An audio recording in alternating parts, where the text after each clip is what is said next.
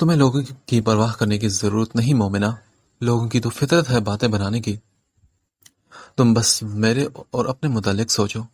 Warning دی تھی میں نے تمہارے ماموں جان کو، مگر انہیں بھی اپنی عزت راس نہیں آتی۔ اب مجھے تو اپنی ناؤ ڈوبنے سے بچانی ہی تھی نا، اور اس کے لیے میں کس حد تک گر جاؤں گا یہ تم سوچ بھی نہیں سکتی۔ ابھی اور اسی وقت انکار کر دو ورنہ۔ وہ دانت پیس کر انتہائی نفرت سے بولا تھا۔ مومنہ اس کے لہجے میں چھپی وحشت کو محسوس کر کے لرز اٹھی۔ تبھی دھاڑ سے دروازہ کھلا اور ماموں جان خطرناک تیور لیے ارحم کی طرف بڑھے۔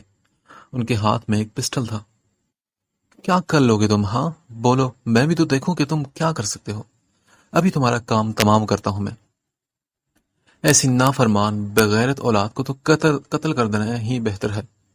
وہ پسینے سے شرابور الجھی سانسوں کو بمشکل ہموار کر کے بول رہے تھے۔ رحیم بھائی نے پیچھے سے آ کر ان کا پستول والا ہاتھ مضبوطی سے پکڑ لیا۔ نبیلہ بھی لرزتی ہوئی کامتی آ گئی تھی۔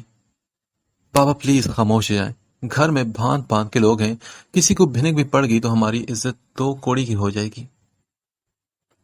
کون سی عزت کی بات کر رہے ہو؟ سر جھکا دیا ہے اس نے معراج، انہوں نے ٹوٹے ہوئے لہجے میں کہا تو ارحم بڑے اطمینان کے ساتھ کمرے میں رکھی کرسی سنبھال کر بیٹھ گیا۔ اگر آپ ان لوگوں کو جواب نہیں دے سکتے تو یہ نیک فریضہ بھی میں ہی سر انجام دے دیتا ہوں۔ حیات عمر کو اندر آتا دیکھ کر وہ لب بینچ کر خاموش ہو گیا تھا۔ کیا بات ہے فرمان؟ دیر کس بات کی ہے؟ انہوں نے کچھ پریشانی کے عالم میں ادھر ادھر دیکھتے ہوئے پوچھا۔ اور یہ ارحم بیٹے کو کیا ہوا ہے؟ ان کی نظریں ارحم کے زخمی بازو پر ٹھہری تو وہ کچھ حیران سے فرمان کی طرف پلٹے۔ کچھ زیادہ نہیں انکل، بس چھوٹا سا ایک ایکسیڈنٹ ہوا تھا۔ ایسے حادثات تو میرے ساتھ اکثر ہوتے رہتے ہیں، لیکن ایسی معمولی چوٹیں مجھ پر اثر انداز نہیں ہوتی۔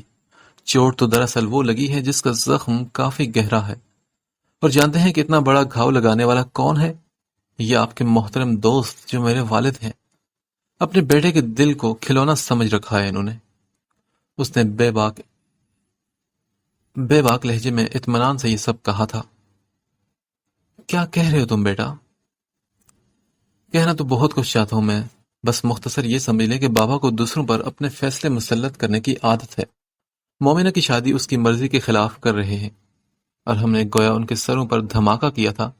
حیات عمر تو بے یقینی سے اپنے دوست کی طرف دیکھنے لگے تھے، جبکہ مومنہ پھٹی پھٹی نگاہوں سے دیکھتی لہرا کر زمین پر آن گری تھی۔ اور پھر جب اس نے آنکھ کھولی تو خود کو ہاسپٹل کے کمرے میں موجود پایا۔ اس پر اتنی بڑی قیامت گزر چکی تھی اور وہ پھر بھی زندہ تھی۔ پورے 17 دن ہاسپٹل میں رہنے کے بعد وہ آج گھر آئی تھی۔ پورے گھر پر چھائی خاموشی اور وحشت محسوس کر کے وہ پھوٹ پھوٹ کر رو پڑی تھی۔ مامی جی نے بھی نم آنکھوں سے اسے دیکھا اور پھر بے ساختہ اپنے سینے سے لگا لیا۔ حیات عمر گرجتے برستے آگ بگولے ہوئے اسی دن ملتان روانہ ہو گئے تھے۔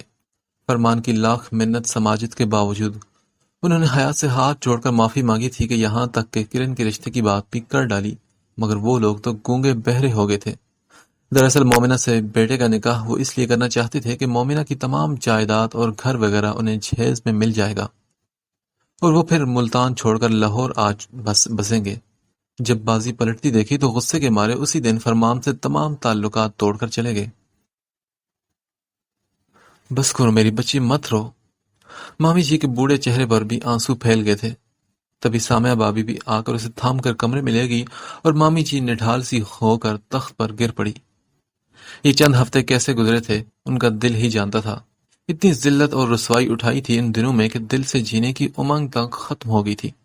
فرمان نے بھی گھر سے نکلنا چھوڑ دیا تھا۔ اگر کوئی بھولے بسرے آ بھی جاتا تو وہ بغیر ملے ہی اسے بھجوا دیتے۔ ارحم اس دن کے بعد سے دوبارہ گھر نہیں آیا تھا، اور یوں ہی دن پر دن گزرتے چلے گئے۔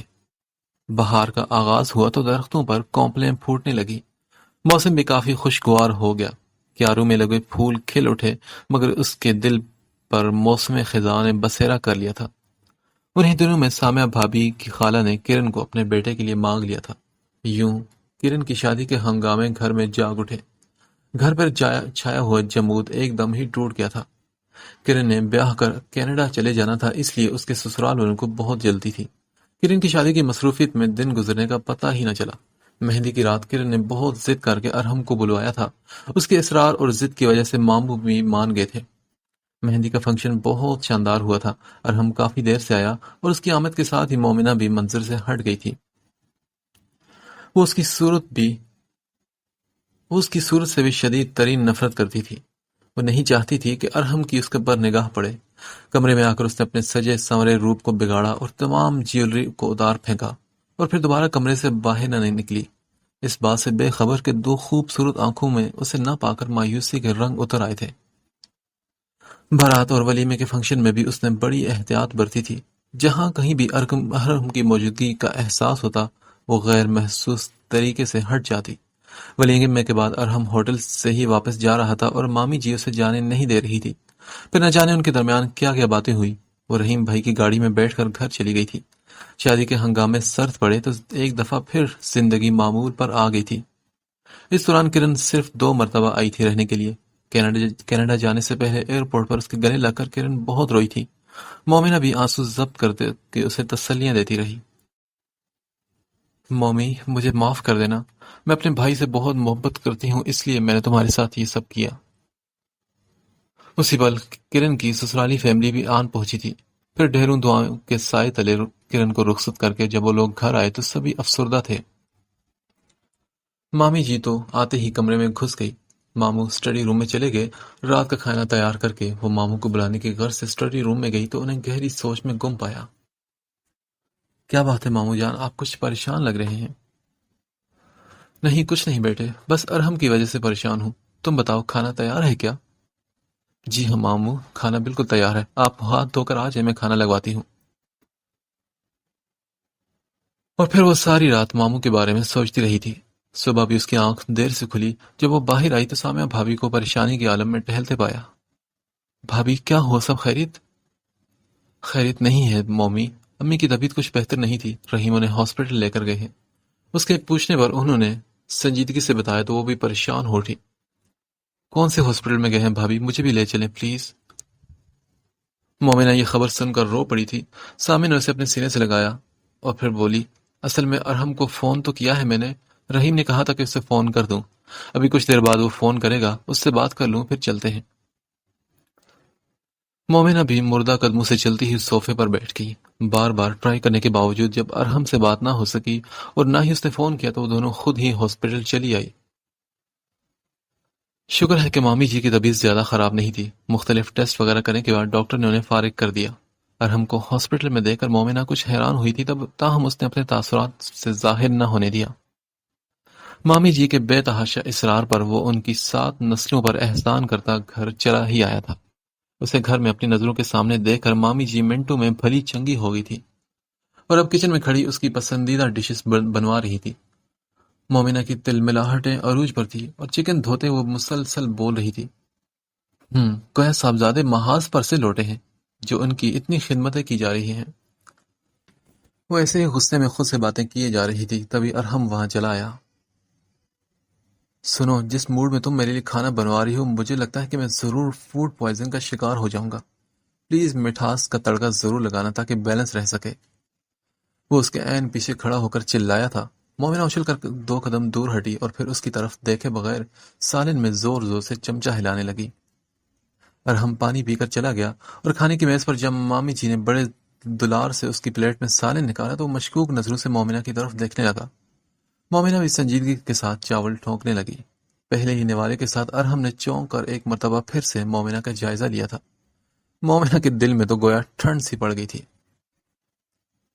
لگتا ہے کچھ زیادہ ہی میٹھے کا تڑکا لگا دیا ہے تم نے۔ مومنہ کی طرف قدرے جھک کر ارحم نے کہا تھا۔ میٹھے قورمے اور نمکین ٹرائفل کو انجوائے کرنے کے بعد جب پھیکی بدمزہ چائے ملی تو وہ اش اش کر اٹھا تھا اور اس وقت سے لے کر اب تک مومنہ کی کوکنگ کی تعریف کیے جا رہا تھا۔ مومنہ جلتی بھونتی نماز پڑھنے کے لیے چلی گئی۔ وہ جو سوچ رہی تھی کہ ان 9-10 مہینوں میں ارحم یقیناً کچھ بدل چکا ہوگا یا پھر کم از کم اپنی گھٹیا حرکتوں پر شرمندہ ہوگا، مگر یہ صرف اس کی بھول تھی۔ چند دن تک گھر کی فضا پرامن رہی اور وہ ایک دفعہ پھر سے اپنی اوقات دکھا گیا۔ اس دفعہ ماموں بھی خاموش رہے۔ دوسری رات نبیلہ نے فرمان کے سامنے ایک مرتبہ پھر یہی ذکر چھیڑ دیا تھا۔ وہ بہت دیر تک سوچتے رہے اور پھر جب بولے تو ان کے لہجے میں شکستگی تھی۔ ٹھیک ہے نبیلہ، تم مومنہ سے پوچھ لو، ویسے میرا نہیں خیال کہ وہ مانے گی، وہ بس آپ مجھ پر چھوڑ دیں، نبیلہ نے مسکراتے ہوئے کہا، اور اس رات انہیں بڑی پرسکون نیند آئی تھی۔ صبح ہوتے ہی انہوں نے موقع دے کر مومنہ سے بات کرنے کی ٹھانی۔ وہ ان کی بات سن کر بالکل خاموش ہو گئی۔ بیٹا بولو نا، تم نے جواب نہیں دیا۔ مامی جی میں کیا کہہ سکتی ہوں، آپ میرے لیے بہتر فیصلہ کر سکتی ہیں۔ ہاں بیٹا، ارحم بہت اچھا ہے، ہم لوگ جیسا اسے سمجھتے ہیں در حقیقت وہ ویسا نہیں۔ نبیلہ نے گہری سانس خارج کر کے کہا تھا۔ مومنہ بے چینی سے انگلیاں مروڑ رہی تھی۔ جس کا کوئی کردار نہ ہو، جسے رشتوں کا شرم لحاظ نہ ہو، جو انسانیت کے معیار سے گر کر نیچ قسم کی حرکتیں کرے، وہ واقعی بہت اچھا ہوتا ہے۔ مومنہ نے دل ہی دل میں تلخی سے سوچا تھا۔ اور بیٹا اب تو وہ سرکاری نوکری بھی کرنے لگا ہے، پہلے سے بہت بدل چکا ہے، کیا پتا تمہارے وسیلے سے اللہ اسے اور بھی ہدایت دے دے۔ مامی جی نرم آواز میں کہہ رہی تھی۔ ہاں بالکل، پہلے ڈکیتیاں کرتا تھا اور اب کرواتا ہوگا، پہلے رشوت دیتا تھا اور اب لیتا ہوگا۔ وہ یہ سب باتیں محض سوچ کر ہی رہ گئی تھی۔ بیٹا تم پر کوئی زور زبردستی نہیں، تم اچھی طرح سوچ سمجھ کر فیصلہ کرو، اور ہاں ایک بات دھیان میں ضرور رکھنا کہ ارحم تمہیں بہت چاہتا ہے۔ آگے کنواں اور پیچھے کھائی ہے۔ وہ سوچنے لگی اور پھر چند پل کے بعد بولی، ٹھیک ہے مامی جی، مجھے آپ کا فیصلہ منظور ہے۔ اف شکریہ میری پیاری بیٹی۔ جذبات سے مغلوب ہو کر انہوں نے مومنہ کو اپنے ساتھ لپٹا لیا۔ یہ خوشخبری ارحم تک بھی پہنچ چکی تھی اور وہ دوسرے ہی پل اس کے سامنے تھا۔ مومی ڈارلنگ، مجھے یقین نہیں آ رہا کہ تم مان گئی ہو۔ وہ جگر جگر نظروں سے اس کے حسین چہرے کے ایک ایک نقش کو اپنی آنکھوں کے ذریعے دل میں اتار رہا تھا۔ مومی تم جانتی نہیں کہ آج میں کتنا خوش ہوں۔ وہ واقعی خوش بھی تھا، اس کے انگ انگ سے خوشی پھوٹ رہی تھی۔ مومنہ کی رضامندی پا کر نبیلہ نے فوراً شادی کی تیاریاں شروع کر دی تھی۔ اب وہ وقت ضائع کیے بغیر جلد از جلد ان دونوں کی شادی کر دینا چاہتی تھی۔ شادی کے سلسلے میں ہونے والے تمام اخراجات ارحم نے خود اٹھائے تھے۔ بری، زیورات اور ہوٹلز کے بل وغیرہ سمیت تمام چیزوں پر وہ دل کھول کر پیسہ خرچ کر رہا تھا۔ خاندان والوں کو بھی ایک مرتبہ پھر چٹ پٹا موضوع مل گیا تھا۔ کئی شر پسند خواتین تو جلے دل کے پھپولے پھوڑنے اور لگائی بھجائی کرنے بھی پہنچ گئی تھی۔ کسی نے کہا، ارے نبیلہ، میں تو کہتی تھی کہ دال میں کچھ کالا تو ضرور ہے، ورنہ کیوں اتنے ہیرے جیسی لڑکی کا رشتہ کسی جگہ طے نہیں ہو پا رہا؟ جب لڑکا اتنا دیوانہ ہو رہا تھا تو تم لوگ ہی عقل مندی کا ثبوت دے دیتے، کیا ضرورت تھی جگہ جگہ لڑکی کی بات چلانے کی؟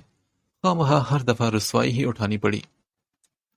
کسی اور خاتون نے بھی کہا تھا، ویسے سنا تھا کہ مومنہ مان نہیں رہی، کیا اب راضی ہے یا تم لوگ زبردستی کر رہے ہو؟ ویسے اتنی دفعہ رشتہ چھوٹا، منگنی ٹوٹی، اب تو تمام کس بل نکل چکے ہوں گے مومنہ کے بھی۔ اب بلا ارحم میں بھی کیا کمی ہے، کتنا خوبصورت ہے۔ اور اس پل سامعہ بھابی مامی جی کی مدد کو آپ پہنچی اور ایسے ٹکا ٹکا کر جواب دیے کہ سب کی جی بھر کے تسلی تفشی ہو گئی۔ مگر مومنہ کے دل میں ان کے نوکیلے الفاظ تیر کی طرح پیوست ہو کر رہ گئے تھے۔ ان کے جانے کے بعد وہ گھنٹوں کڑتی رہتی، جی چاہتا کہ خود کو ختم کر ڈالے، مگر مرنا بھی تو اتنا آسان نہیں تھا۔ ماموں کے بوڑھے وجود کو دیکھ کر اس کے سارے ارادے ڈانو ڈول ہو جاتے۔ ماموں اور ارحم کی اب بھی کسی نہ کسی بات پر جھڑپ ہو جاتی تھی۔ ان کا دل اب بھی ارحم کی طرف سے صاف نہیں تھا۔ اول رو سے جو گرہ لگی تھی ابھی تک کھل نہ سکی تھی۔ کچھ وہ اپنی حرکتوں کی وجہ سے مزید مشکوک ہو گیا تھا، اوپر سے اس کے شاہانہ اخراجات اور ٹھاٹ باٹ انہیں کھٹکتے تھے۔ فرمان کو گویا یقین تھا کہ ارحم بھی اس محکمے کے دوسرے بدنام افسروں کی طرح اوپر کی آمدنی سے اپنا بینک بیلنس بھر رہا ہے، کیونکہ اتنی قلیل مدت میں فرنشڈ گھر، ذاتی گاڑی ان کے تمام شکوک پر مہر لگانے کے لیے کافی تھی۔ اس دن وہ کافی دیر سے تھکا ہارا گھر آیا تو آتے ہی فرمان بولے، اتنی دیر سے کیوں آئے ہو تم؟ میں ڈاکہ ڈال کے آیا ہوں بابا، اس لیے دیر ہو گئی۔ ہاں تو تم سے مجھے ایسی ہی امید تھی، نئے کام کی تو توقع ہی نہیں کی جا سکتی تم سے۔ انہوں نے اس کے اوپر طنز کیا، مگر وہ خاموشی سے ماں کو پیسے پکڑا کر اوپر جانے لگا تھا جب باپ کے تلخ الفاظ نے اس کے قدموں کو زنجیر کر لیا۔ پیسے کی ہوس انسان کو اندھا کر دیتی ہے اور ہم حرام حلال کا فرق بھول جاتا ہے۔ مگر ارحم نے سوچا کہ پہلے میں آوارہ اور عیاش تھا، اب رشوت خور بھی بن گیا، چلو ایک خوبی اور صحیح مجھ میں۔ اس نے مسکراتے ہوئے سیڑھیاں چڑھنا شروع کر دی۔ اس کے جانے کے بعد نبیلہ شوہر سے الجھ پڑی، کبھی تو بخش دیا کریں آپ اسے، آپ کی انہی باتوں کی وجہ سے آج وہ اتنا بد لحاظ ہو چکا ہے۔ اچھا اب تقریر جھاڑنے مت بیٹھ جانا، ذرا کرن کا نمبر ملاؤ، میں اس سے تو بات تو کروں، کافی دن ہو گئے اس سے رابطہ نہیں ہو سکا۔ کرن نہیں آ سکے گی شادی پر، ڈاکٹر نے اسے سفر کرنے سے منع کر رکھا ہے، ورنہ وہ تو اڑ کر پہنچتی۔ کرن کے ذکر آنے پر نبیلہ کے لبوں پر پرشفقت مسکان پھیل گئی تھی۔ وہ اس وقت ارحم کے بیڈ روم میں بیٹھی بڑے عجیب قسم کے احساسات کا شکار تھی۔ اس مقام پر کیسی بے بسی نے اسے آن لپیٹا تھا کہ وہ دل کے ہزار دفعہ انکار کرنے کے باوجود آج اس کے لیے سج سنور کر بیٹھی تھی، جس نے اس کی زندگی کا لمحہ لمحہ اجیرن کر رکھا تھا۔ پل پل کانٹوں پر گزرا تھا اس کا، حتیٰ کہ ایک وقت ایسا بھی آیا تھا کہ اس کی سانسیں بوجھ لگنے لگی تھی اسے۔ دل میں عجیب طرح کے وسوسے سر ابھار رہے تھے۔ وہ کون سا ایسا جذبہ تھا جس کے تحت آج وہ ارحم کی سیج سجائے بیٹھی تھی؟ مامی جی کی ممتا بھری مجبوری یا ماموں جان کی بے بسی؟ رحیم بھائی کی التجا، لوگوں کے کاٹ دار لہجے، سوال کرتی نگاہیں، یا پھر دل میں کنڈلی مارے بیٹھی نفرت؟ وہ جان نہیں پائی تھی کہ کون سا جذبہ سب سے زیادہ طاقتور ہے۔ سوچ میں الجھے اسے پتہ ہی نہ چل سکا کہ کب ارحم اس کے کمرے میں داخل ہوا۔ مومنہ نے چونکتے ہوئے سر اٹھا کر اسے دیکھا تو اسے چند قدم کے فاصلے پر کھڑا نظر آیا۔ اس کے ہونٹوں کی تراش میں مسکراہٹ دبی ہوئی تھی، جبکہ اس کی آنکھیں جگمگا رہی تھی۔ ایسا کیا دیکھ رہی ہو؟ کیا میں بہت اچھا لگ رہا ہوں؟ اسے اپنی طرف دیکھتا پا کر وہ شرارت سے بولا تھا۔ مومنہ نے کچھ گڑبڑا کر نظروں کا زاویہ بدلا تو ارحم مسکراتے اس کے بالکل سامنے آ کر بیٹھ گیا۔ بہت خوبصورت لگ رہی ہو تم، اس نے مومنہ کے وجود سے پھوٹتی روشنیوں کو دل میں اتارتے ہوئے مخمور لہجے میں کہا تھا۔ لو مومنہ ڈارلنگ، آج تمہیں فتح کر ہی لیا میں نے۔ ارحم نے کمال بے تکلفی سے اس کے ہاتھ کو اپنے مضبوط ہاتھ کی گرفت میں لے کر ہولے سے دبایا تھا۔ تمہاری بھول ہے ارحم، فتح تو دلوں کی ہوتی ہے، جسموں کی نہیں۔ تم جیسے نفس کے غلام کیا جانے اس کو۔ مومنہ نے اپنا ہاتھ اس کی گرفت سے چھڑواتے ہوئے غصے سے کہا تھا۔ اچھا چلو تمہاری بات مان لیتے ہیں، جب تم دسترس میں آ چکی ہو تو دل تک رسائی کون سا مشکل کام ہے؟ ارحم نے نرمی سے اس کے گلابی ملائم گال کو چھو کر کہا تھا۔ خیر سے اپنی شکست پسند آئی یا نہیں؟ اس نے چڑھانے والی مسکراہٹ لبوں پر سجا لی تھی۔ مومنہ کے تو تن بدن میں گویا آگ لگ گئی۔ ارحم جیسے تم گھٹیا ہو ویسے ہی گھٹیا تمہاری سوچ بھی ہے، اور تمہاری گفتگو بھی ویسی ہی گھٹیا ہے۔ وہ سلگتے ہوئے سنبھل کر اس کے قریب سے اٹھی تھی اور پھر دوسرے ہی پل لہرا سی گئی تھی، کیونکہ ارحم نے اس کا ہاتھ پکڑ کر جھٹکا دیا تھا۔ چھوڑو مجھے کمینے انسان، وہ دبی آواز میں چلائی تو وہ بولا۔ زبان کو ذرا کنٹرول میں رکھو مومنہ ڈارلنگ، اور زیادہ بک بک کرنے کی ضرورت نہیں۔ میرے ساتھ رہنا ہے تو پرانے نخرے بھول جاؤ۔ دھیمی آواز میں غراتے ہوئے اس نے مومنہ کا ہاتھ اتنے زور سے دبایا تھا کہ تکلیف کے مارے اس کی آنکھیں چھلک پڑی۔ پھر وہ اٹھا اور روم فریج سے پیپسی کا ٹن نکال لایا۔ ایک ہاتھ میں ٹن پکڑے، دوسرے ہاتھ سے اس کا بازو تو پہنچے وہ آئینے کے سامنے کھڑا اسے بغور دیکھنے لگا تھا۔ وہ کچھ حیران اور خوف زدہ سی اس کے بدلے بدلے تاثرات کو دیکھنے لگی تھی۔ پھر ارحم نے دیکھتے ہی دیکھ سے پیپسی سے بھرے ٹن کو پوری شدت کے ساتھ آئینے پر دے مارا۔ چھوٹی بڑی ڈھیروں لکیریں آئینے کے درمیان پڑ کر اسے بدنما کر رہی تھی۔ مومنہ نے وحشت بھری نگاہیں اس کی لال انگارہ آنکھوں پر جما دی تھی۔ پھر ارحم نے ان ٹوٹے ہوئے کانچ کے ٹکڑوں کو اسے اٹھانے کے لیے کہا۔ وہ سہمتے ہوئے اس سے کچھ دور ہٹ کر کھڑی ہو گئی۔ پھر وہ غصے سے بولا، انہیں اٹھاؤ، میں نے کہا۔ میں مومنہ کچھ بولتے ہوئے ہکلانے لگی تھی۔ ہاں تم، اس نے تلخی سے کہا تو مومنہ اپنا لہنگا سنبھال کر آہستگی سے وہ شیشے کے ٹکڑے اٹھانے لگی۔ ایک ننھا منھا کانچ کا ٹکڑا اس کی انگلی میں چبھا تھا اور ایک نوکیلا کانچ دل میں۔ پتہ نہیں تکلیف دل کو زیادہ ہوئی تھی یا پھر انگلی کو کہ اس کی آنکھوں سے موتی ٹوٹ ٹوٹ کر گرنے لگے۔ اسی پل ارحم نے پلٹ کر اس کا رخ اپنی طرف کیا اور پھر یکے بعد دیگرے 3-4 تھپڑ اس کے نرم رخساروں پر دے مارے۔ وہ درد سے بلبلا اٹھی تو وہ بولا، یہ وہ تھپڑ ہے جو تم نے مجھے مارا تھا۔ شاید تم بھول چکی ہو مگر میں بھولا نہیں۔ اپنی بے عزتی کا وہ لمحہ یاد ہے مجھے، کیسے میری انا کو زخم زخم کیا تھا تم نے۔ مرد کا انتقام نہیں دیکھا، اور پھر میرے جیسے مرد کا۔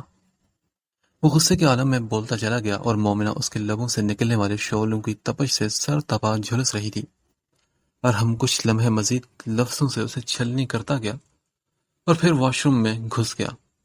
ٹھنڈے پانی سے اس نے شاور لیا تو اعصاب کچھ پرسکون ہو گئے تھے۔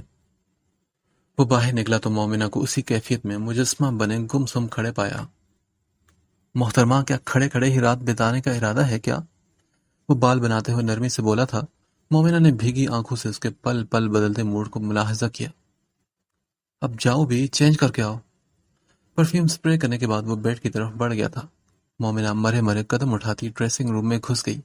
آدھے گھنٹے بعد جب وہ خوب رو کر دل کی بھڑاس نکال کر باہر آئی تو کمرے میں نیلی روشنی کا غبارہ پھیلا ہوا تھا۔ وہ سنبھل سنبھل کر چلتے ہوئے بیڈ تک آئی اور پھر بیڈ کے کنارے پر لگ کر اس نے کمبل اپنے ارد گرد پھیلا لیا، اور ہم اس کی اس حرکت پر چونکا اور پھر اس کے لب مسکرا اٹھے۔ کیا تم نے رونمائی کا تحفہ نہیں لینا؟ مومنہ کے بازو پر ہاتھ رکھے وہ بڑی گہری جذباتی لٹاتی نظروں سے اسے دیکھ رہا تھا۔ جو مل چکا ہے وہی کافی ہے، مومنہ نے غصے سے کہا۔ ہاں، مگر میں اسے کافی نہیں سمجھتا۔ آفٹر آل تو میں یہ بھی بتانا ہے کہ میں تم سے کتنی محبت کرتا ہوں۔ وہ دھیمے بوجھل لہجے میں کہتا اسے اپنے بازو کی گرفت میں لے چکا تھا اور وہ چاہ کر بھی کوئی مزاحمت نہیں کر پائی تھی۔ شادی کے چوتھے روز ہی اس نے مومنہ کو پیکنگ کرنے کا حکم دے دیا۔ مامی جی نے یہ سنا تو ارحم کے خوب ہی لتے لیے، مگر وہ لاپرواہی سے سنتا رہا۔ آخر ضرورت کیا ہے تمہیں علیحدہ رہنے کی؟ اتنا بڑا گھر تو ہے، اگر تم چاہو تو اوپر والے پورشن میں الگ ہو جاؤ، مگر یوں ایک ہی شہر میں ہوتے ہوئے دوسری جگہ رہنے کی کوئی تک بنتی ہے کیا؟ مامی جی ٹھیک کہہ رہی ہیں، جب پوسٹنگ ہوگی تو پھر دیکھا جائے گا۔ اب مومنہ بھی ان کی سپورٹ پا کر آہستگی سے بولی تھی، ارحم نے مڑ کر اسے غصے سے گھورا۔ تم سے کس نے مشورہ مانگا ہے؟ آخر وجہ کیا ہے بیٹا، بتاؤ نا مجھے۔ نبیلہ انہیں آپس میں الجھتا دیکھ کر بولی تھی۔ مومنہ کی چیزیں سمیٹتے ہاتھ ایک پل کو رکے تھے، نہ جانے کیا ارشاد کرے گا وہ، یہ سوچ کر ہی رہ گئی وہ۔ امی، سب سے بڑی وجہ تو آپ کے یہ بھانت بھانت کے رشتہ دار ہیں جو کہ منہ اٹھائے کبھی کبھی آتے جاتے رہتے ہیں۔ مجھ سے زیادہ تو انہوں نے میری بیوی کو دیکھا ہوگا، جب دیکھو جونکوں کی طرح میری بیوی سے چمٹے رہتے ہیں۔ اب آپ انہیں یہاں سے چلتا بھی کریں، آخر حد ہوتی ہے کسی بات کی۔ مامی نے یہ معقول وجہ سن کر اپنا سر پیٹ لیا۔ تو کیا تم اس لیے اپنا گھر چھوڑ رہے ہو؟ نہیں، میں نے کب کہا کہ میں گھر چھوڑ رہا ہوں، بس چند دن کے لیے اپنی بیوی کے ساتھ میں پرسکون ماحول میں رہنا چاہتا ہوں۔ حد ہوتی ہے بے حیائی کی ارحم، کیا یہ بیوی بیوی کی رٹ لگا رکھی ہے، اور کیا ادھر سکون نہیں ہے تمہیں؟ امی، اب آپ کیا روایتی ساسو والی جیلسی فیل کر رہی ہیں؟ ہاں؟ ارحم نے کچھ چونک کر ماں کی طرف دیکھا۔ لو اور سن لو اس کی باتیں، نبیلہ نے مومنہ کی طرف رخ کرتے ہوئے کہا۔ یہی بات سننے کی کسر رہ گئی تھی اس کے منہ سے۔ دیکھ لیں امی، میں اپنی بیوی کے ساتھ کسی بھی قسم کی زیادتی نہیں ہونے دوں گا۔ اف، پھر بیوی؟ اچھا، خود چاہے جتنی مرضی زیادتیاں کر لیں، دوسروں کو نہیں کرنے دے گا۔ ہاں؟ مومنہ منہ میں منہ بولی تھی۔ او ہیلو، یہ تم کیا بول رہی ہو؟ ہاں؟ اور ہم نے مومنہ کے ہلتے لبوں کو دیکھ کر کہا تھا، اور پھر بالوں میں برش کر کے اسے تیار رہنے کا آرڈر دے کر گاڑی کی چابی اٹھائے وہ باہر نکل گیا۔ مومنہ اس کے نکلتے ہی نبیلہ کی طرف لپکی اور بولی، مامی جی، مجھے ارحم کے ساتھ کہیں نہیں جانا، پلیز اسے منع کریں نا آپ۔ دونوں ہاتھ ان کے گھٹنے پر رکھ کر اس نے بے چارگی سے کہا تھا۔ نبیلہ نے ٹھنڈی سانس بھری، پر ماں نے جب یہ سنا تو فوراً ہی دو ٹوک انداز میں انکار کر دیا۔ تم صبح کے گئے رات دیر سے گھر آتے ہو اور کبھی کبھی تو رات بھر غائب رہتے ہو، یہ اکیلی کیسے رہے گا وہاں؟ بابا، یہ اکیلی کہاں ہوگی، ملازمہ کا بندوبست کر دوں گا میں۔ اور ہم نے اپنے تئیں ایک اور معقول بہانہ تراشا تھا۔ فرمان خفگی سے اسے دیکھ کر رہ گئے۔ بیٹا، اپنا بھرا پورا گھر چھوڑ کر یہ ملازمے کے ساتھ کیوں رہے گی بھلا؟ اف امی، ایک تو میں آپ لوگوں کی اس بے جا روک ٹوک سے بہت تنگ آ چکا ہوں۔ اور ہم نے ناگواری سے سر جھٹکا۔ رحیم کے لبوں پر مسکراہٹ پھیل گئی تھی، جبکہ سامیہ بھابھی میں بھی مسکرا اٹھی۔ اچھا، اصل میں دیور جی کی ہماری مداخلت ناگوار گزرتی ہے۔ فرمان کے اٹھتے ہی سامیہ بھابھی نے شرارت سے کہا تو وہ بولا، ہاں تو اور کیا بھابھی، یہی سچ ہے۔ اس کی بات پر مومنہ کا سر مارے حیا اور شرم کے جھک گیا۔ نہ جانے کیا کیا خناس بھرا رہتا ہے اس شخص کے دماغ میں۔ ان دونوں بھائیوں کے جانے کے بعد نبیلہ سر تھام کر بولی تھی، سامعہ برتن سمیٹنے لگی جبکہ مومنہ لاؤنج میں آ کر ٹی وی کھول کر بیٹھ گئی۔ پھر سامعہ کی کزن آ گئی تو وہ ان کے ساتھ وقت گزرنے کا پتہ ہی نہ چلا۔ لنچ آورز میں ارحم کو گھر دے کر سامعہ کو کھانسی کا دورہ پڑ گیا تھا۔ وہ بھی انہیں مسلسل کھانسا دے کر حیران ہوا۔ بھابھی کیا ہوا خیریت؟ کچھ نہیں، بس تمہیں خلاف معمول گھر میں دیکھ کر بہت حیرت ہو رہی ہے مجھے آج، وہ شرارت آمیز لہجے میں بولی۔ ارحم کندھے اچکاتا اپنے بیڈ روم کی طرف بڑھ گیا اور مومنہ بیڈ پر نیم دراز ہوتی کوئی فیشن میگزین دیکھ رہی تھی۔ اسے بے وقت آتا دیکھ کر کم و بیش سامع بھابھی جیسے تاثرات مومنہ کے چہرے پر بھی ابھرے تھے۔ تم اس وقت؟ ارحم کے ماتھے پر سلوٹوں کا جال نمودار ہو گیا تھا۔ اس کے چہرے پر غصے کے آثار نظر آنے لگے۔ بریف کیس صوفے پر پٹک کر اس نے جوتوں کے تسمے کھولے اور بولا، یہ میرا گھر ہے، جب مرضی آؤں جاؤں، تم ہوتی کون ہو حساب رکھنے والی؟ تڑک کر غصے سے بولا تھا۔ مومنہ نے میگزین بند کر کے سائڈ پر ٹیبل پر رکھا اور بولی، میں کب کہہ رہی ہوں کہ یہ تمہارا گھر نہیں؟ اصل میں پہلے تم اس وقت کبھی بھی گھر نہیں آئے تو اس لیے پوچھا۔ اچھا باتیں زیادہ نہ مت کرو، کچھ کھانے کو ہے تو لا دو، ارحم باتھ روم کی طرف بڑھتے ہوئے اسے حکم دے کر بولا تھا۔ مومنہ بڑبڑاتی ہوئی کچن کی طرف چلی گئی۔ لنچ ٹائم میں وہ تینوں خواتین ہی ہوا کرتی تھی، اس لیے انہوں نے کبھی اپنے لیے کوئی اہتمام نہیں کیا تھا۔ ہلکے پھلکے سینڈوچز لیے جاتے۔ ماموں دوپہر کو خیر کچھ نہیں کھاتے تھے سوائے پھلوں کے جوس کے۔ رحیم بھائی رات کو گھر آتے تھے اور ارحم کبھی ہوتا تھا اور کبھی نہیں۔ کچھ پریشانی کے عالم میں اس نے فریج میں جھانکا، آٹے کا باؤل نکال کر 3 عدد روٹیاں بنائی، کباب فرائی کیے اور سلاد بنا دیا۔ رات کے چاول پڑے تھے، انہیں بھی مائکرو ویو میں گرم کیا۔ ٹرے میں سادہ سا لنچ سجا کر جب وہ آئی تو ارحم لیٹا میگزین دیکھ رہا تھا۔ اس نے خاموشی سے کھانے کی ٹرے اس کے سامنے رکھی۔ یہ کباب ہیں کیا؟ ارحم نے ٹوٹے ہوئے آج جلے کباب اس کے سامنے لہراتے ہوئے کہا۔ کتنی عجیب سی عورت ہو تم، کوئی کام ڈھنگ سے نہیں کر سکتی، اور یہ چاول کتنے بد ذائقہ اور پھیکے سے ہیں۔ کوکنگ کا کورس اچھا کیا ہے کہ کچھ بنانا آتا ہی نہیں تمہیں؟ کبھی میٹھے کوفتے کھلاتی ہو اور کبھی تیز نمک والا ٹرائفل۔ اٹھا لو، یہ سب نہیں کھانا مجھے۔ وہ ٹرے پر دھکیل کر اٹھ کھڑا ہوا اور پاؤں پٹختا باہر نکل گیا۔ تم بہت بڑے نواب ہو کہ میں تمہیں اچھی چیزیں پکا کر ٹھساؤں گی، ہاں؟ وہ بھی غصے میں بولی تھی اور پھر برتن اٹھا کر باہر نکلتی چلی گئی تھی۔ اس دن موسم کافی خوشگوار تھا۔ آسمان سفید بادلوں سے ڈھکا ہوا تھا اور ہلکی ہلکی ٹھنڈی ہوائیں چل رہی تھی۔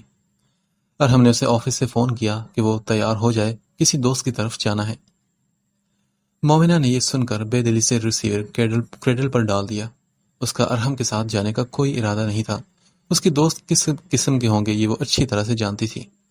اوباش آوارہ قسم کے لوگ، ایسے لوگوں کی دعوت وہ کیوں کر قبول کرتی؟ وہ سوچ رہی تھی کہ ارحم سے کس قسم کا بہانہ کر کے وہ جان چھڑوائے۔ کافی دیر سوچنے کے بعد بھی اسے کوئی معقول بہانہ نہیں سوجا تھا۔ پھر جب ارحم کے آنے کا وقت ہو گیا تو وہ بے چینی سے ادھر ادھر ٹہلنے لگی۔ اچانک یہ خیال اس کے ذہن میں آیا۔ وہ فوراً ہی نچلے پورشن میں قدرے الگ تھلگ بنے سٹور روم کی طرف بڑھ گئی۔ ان کا سٹور کافی کشادہ اور ہوادار تھا۔ مامی جی کی پرانی پیٹیاں اور سامعہ بھابھی کے جہیز کا وہ سامان جو استعمال نہیں ہوتا تھا اسی سٹور کی زینت بنا ہوا تھا۔ نانا جان کا بیڈ بھی ایک دیوار کے ساتھ لگا کر رکھا گیا تھا۔ وہ نہایت اطمینان سے لاک کھول کر اندر آ گئی اور پھر اچھی طرح دروازہ بند کر کے پلنگ پر دھم سے بیٹھ گئی۔ کچھ دیر ادھر ادھر کا جائزہ لینے کے بعد وہ سونے کی کوشش کرنے لگی تھی۔ کچھ ہی دیر بعد وہ نیند کی وادیوں میں گم ہو گئی، اور پھر جب اس کی آنکھ کھلی تو اول تو اسے کوئی سجھائی ہی نہ دیا کہ وہ کہاں ہے، اور نہ ہی وہ سمجھ پائی تھی کہ وہ کب سے یہاں ہے۔ جب ذہن قدرے بیدار ہوا تو وہ جلدی سے اٹھی، اپنے لمبے گھنے بالوں کو سمیٹا، دوپٹہ درست کر کے اس نے سلیپر پاؤں میں ڈالے اور پھر تیزی سے دروازہ کھول کر باہر نکل آئی۔ رات کے گہرے سائے ہر سو پھیل چکے تھے۔ چاند آسمان پر چمک رہا تھا اور صحن کی تمام لائٹس بھی آن تھی۔ اس نے لاؤنج میں آ کر گھڑی پر نگاہ دوڑائی تو رات کے 10:30 بج رہے تھے۔ اسی پل سامعہ بھابھی کچن سے باہر نکلی تھی اور اسے دیکھتے ہی ان کی چیخ نکل گئی تھی۔ کہاں تھی تم مومی؟ وہ میں سٹور روم میں سو رہی تھی، کیوں خیر تو ہے؟ اس نے لمبی سی جمائی رو کر کہا۔ سامعہ بھابھی نے ایک زوردار دھپ اس کی کمر پر لگائی۔ بیوقوف لڑکی، کہاں کہاں نہیں تلاشا ہم نے تمہیں، گھر کا چپا چپا چھان مارا، ویسے میرا خیال تھا کہ ضرور سٹور میں تم چھپی ہوگی۔ جب بھی تمہاری کسی کے ساتھ ناراضگی ہوتی تھی تو تم سٹور روم میں ہی چھپ جاتی تھی۔ امی بھی کہہ رہی تھی کہ سامی سٹور میں دیکھو، مگر میں نے سوچا کہ تم اب بڑی ہوگی ہو اور شادی شدہ بھی، لیکن میرا اندازہ بالکل غلط ثابت ہوا۔ ذرا فون کر کے ارحم کو بتا دوں کیسا طوفان اٹھا رکھا تھا اس نے ابھی۔ تھوڑی دیر پہلے ہی وہ گھر آیا تھا، اب سمن کی طرف تمہیں لینے کے لیے گیا ہے۔ سامع بھابھی بھی شگفتگی سے کہتی فون سٹینڈ کی طرف بڑھ گئی تھی۔ مامی جی بھی نماز پڑھ کر باہر آ گئی اور پھر اسے دیکھ کر خوب ہی ڈانٹا تھا اسے۔ سمن کی طرف جانا تھا تو بتا تو دیا ہوتا۔ نہیں، میں سمن کی طرف کب گئی تھی؟ میں تو سٹور روم میں سو رہی تھی، اس نے مسکراتے ہوئے نبیلہ کی گردن میں باہیں ڈال کر کہا تھا۔ اسی پل ارحم بھی غصے میں اندر داخل ہوا، اس پر نگاہ پڑی تو غصے سے چیخ اٹھا، شرم نہیں آتی تمہیں ایسی گھٹیا حرکت کر کے؟ وہ مومنہ کے قریب آ کر غصے سے دھاڑا تھا۔ وہ نبیلہ کے مزید قریب ہو کر ان کے پیچھے چھپ گئی تو نبیلہ بولی، کیا ہو گیا تمہیں؟ ہاں، سٹور روم میں سو رہی تھی نا؟ اس سے پوچھیے امی، ایسی غیر ذمہ دارانہ حرکت کرنے پر اسے کیا سزا دوں؟ میں نے اسے کہا تھا کہ عمیر کے گھر جانا ہے، مگر یہ محترمہ سٹور میں سو رہی تھی۔ وہ آگ بگولا ہو کر چلایا تھا۔ نبیلہ نے خفکی سے بیٹے کی طرف دیکھا اور کہا، یہ سزائیں تم دینا اپنے مجرموں کو تھانے میں، خبردار ایسی بات کبھی زبان سے نکالی، اور رہی بات دعوت کی تو بھول گئی بیچاری، اب کیا ہو سکتا ہے؟ نبیلہ نے سرے سے بات ہی ختم کر دی تھی۔ وہ غصے سے دھپ دھپ کرتا سیڑھیاں چڑھ گیا۔ مومنہ بھی بھرپور مسکراہٹ لبوں پر سجائے اس کے پیچھے ہی چلی آئی تھی۔ وہ کمرے میں نہیں تھا، شاید وہ واش روم میں تھا۔ مومنہ بیڈ پر بیٹھ کر اس کا ویٹ کرنے لگی۔ پہلی مرتبہ ارحم کو خوب ستا کر اسے بڑا مزہ آیا تھا۔ اصل میں بھول گئی تھی کہ تم نے مجھے کہیں جانے کے لیے کہا تھا۔ مومنہ نے جان بوجھ کر لہجے میں شرمندگی بھری تھی۔ ارحم نے مڑ کر اس پہ تیکھی نگاہ ڈالی اور کہا، زیادہ ڈرامہ کرنے کی ضرورت نہیں، جانتا ہوں میں کہ تم میرے ساتھ نہیں جانا چاہتی تھی۔ اگر صاف لفظوں میں مجھے اس وقت بتا دیتی تو میں عمیر سے معذرت کر لیتا، مگر خیر کوئی بات نہیں۔ وہ اپنے بالوں میں انگلیاں پھیرتا بیڈ کی دوسری طرف آ کر لیٹ گیا۔ مومنہ قدرے گڑبڑا سی گئی تھی۔ ارحم نے مزید کوئی بات نہیں کی تھی، شاید وہ تھکا ہوا تھا اور اس لیے جلد ہی سو گیا، جبکہ مومنہ ابھی ابھی سو کر اٹھی تھی اور اب نیند کا آنا ممکن نہیں تھا، اس لیے کرن کے کمرے سے کوئی بک نکال کر لے آئی۔ کتاب کافی دلچسپ تھی، لہٰذا وہ پڑھتی ہی چلی گئی۔ 12:30 بجے کے قریب اس نے کتاب بند کر کے سائڈ ٹیبل پر رکھ دی۔ اسی پل ارحم کے موبائل کی بیپ بج اٹھی۔ اس نے سنی انسنی کر کے کمبل سر تک تان لیا تھا۔ تیسری بیل پر ارحم نے فون ریسیو کر لیا اور پھر تیزی سے اٹھ کر واش روم کی طرف بڑھ گیا۔ مومنہ کو کافی حیرت ہوئی اور اس نے سوچا کہ اس وقت کس کا فون ہو سکتا ہے۔ ارحم نے واپس آ کر موبائل ٹیبل پر رکھا اور پھر دوبارہ اپنی جگہ پر لیٹ گیا۔ اس دوران اس نے کمبل پرے ہٹا کر مومنہ کے سو جانے کی تصدیق بھی کی تھی۔ وہ بھی جان بوجھ کر سوتی بن گئی۔ ارحم ایک دفعہ پھر سو چکا تھا، جبکہ مومنہ پوری رات جاگتی رہی۔ اس نے بہت کان لگا کر سننے پر بھی ارحم کی وہ بات سمجھ نہیں پائی تھی۔ ارحم بہت آہستہ آواز میں بات کر رہا تھا۔ اگلی رات بھی بالکل اچانک ہی اس کی آنکھ کھل گئی تھی اور ارحم آج بھی کسی سے فون پر بات کر رہا تھا۔ آج وہ واش روم میں جانے کے بجائے بیڈ روم میں ہی تھا اور اس کی آواز اتنی بلند ضرور تھی کہ مومنہ بآسانی سن سکتی تھی۔ اب کچھ نہیں ہو سکتا، میں نے کیس فائل اوپر تک پہنچا دی ہے اور اب میرا اس کیس سے کوئی تعلق نہیں رہا۔ عدالت جانے یا پھر وکیل، میں اس سلسلے میں تمہاری کوئی مدد نہیں کر پاؤں گا۔ وہ ایک دم ہی بھڑک کر تلخی سے بولا تھا اور پھر کچھ دیر خاموش رہ کر اس نے دوسری طرف موجود شخص کی بات سنی اور پھر بولا، کمال کرتے ہو یار تم، سمجھا کرو نا میں کیوں تم سے جھوٹ بولوں گا؟ ویسے بھی پچھلی مرتبہ میں نے تمہیں وارننگ دی تھی، صرف دوستی کا لحاظ کر کے تمہیں چھوڑا تھا۔ تمہیں ایک اور موقع دیا تھا تاکہ تم سنبھل سکو، مگر تم جیسے سنبھلنے والے نہیں ہوتے۔ اب کی بار اس کا سخت لہجہ کڑوا تھا۔ مومنہ سانس روکے سنتی رہی۔ یار یہ ڈرگز کا معاملہ ہے، چھوٹی موٹی واردات مت سمجھو، اور پھر پاؤڈر کی شکل میں موت بیچنے والوں کو سزا دلانا تو عین ثواب کا کام ہے نا۔ ہاں تم نے بالکل ٹھیک کہا، بڑی نیک روح آن سمائی ہے میرے اندر ڈیئر دانش۔ اب میں 19-20 سال کا کم عمر لڑکا نہیں جسے تم بہلا پھسلا کر نشے کا عادی بنا دینا چاہتے تھے۔ یہ تو میرے بھائی کی مہربانی تھی جو وہ مجھے تمہارے چنگل سے زبردستی چھڑوا لائے تھے۔ اور ہاں یہ دھمکیاں کسی اور کو دینا، میں تم جیسوں سے نمٹنا خوب جانتا ہوں، اور آئندہ یہاں فون کرنے کی ضرورت نہیں، گندے گت کہیں کے۔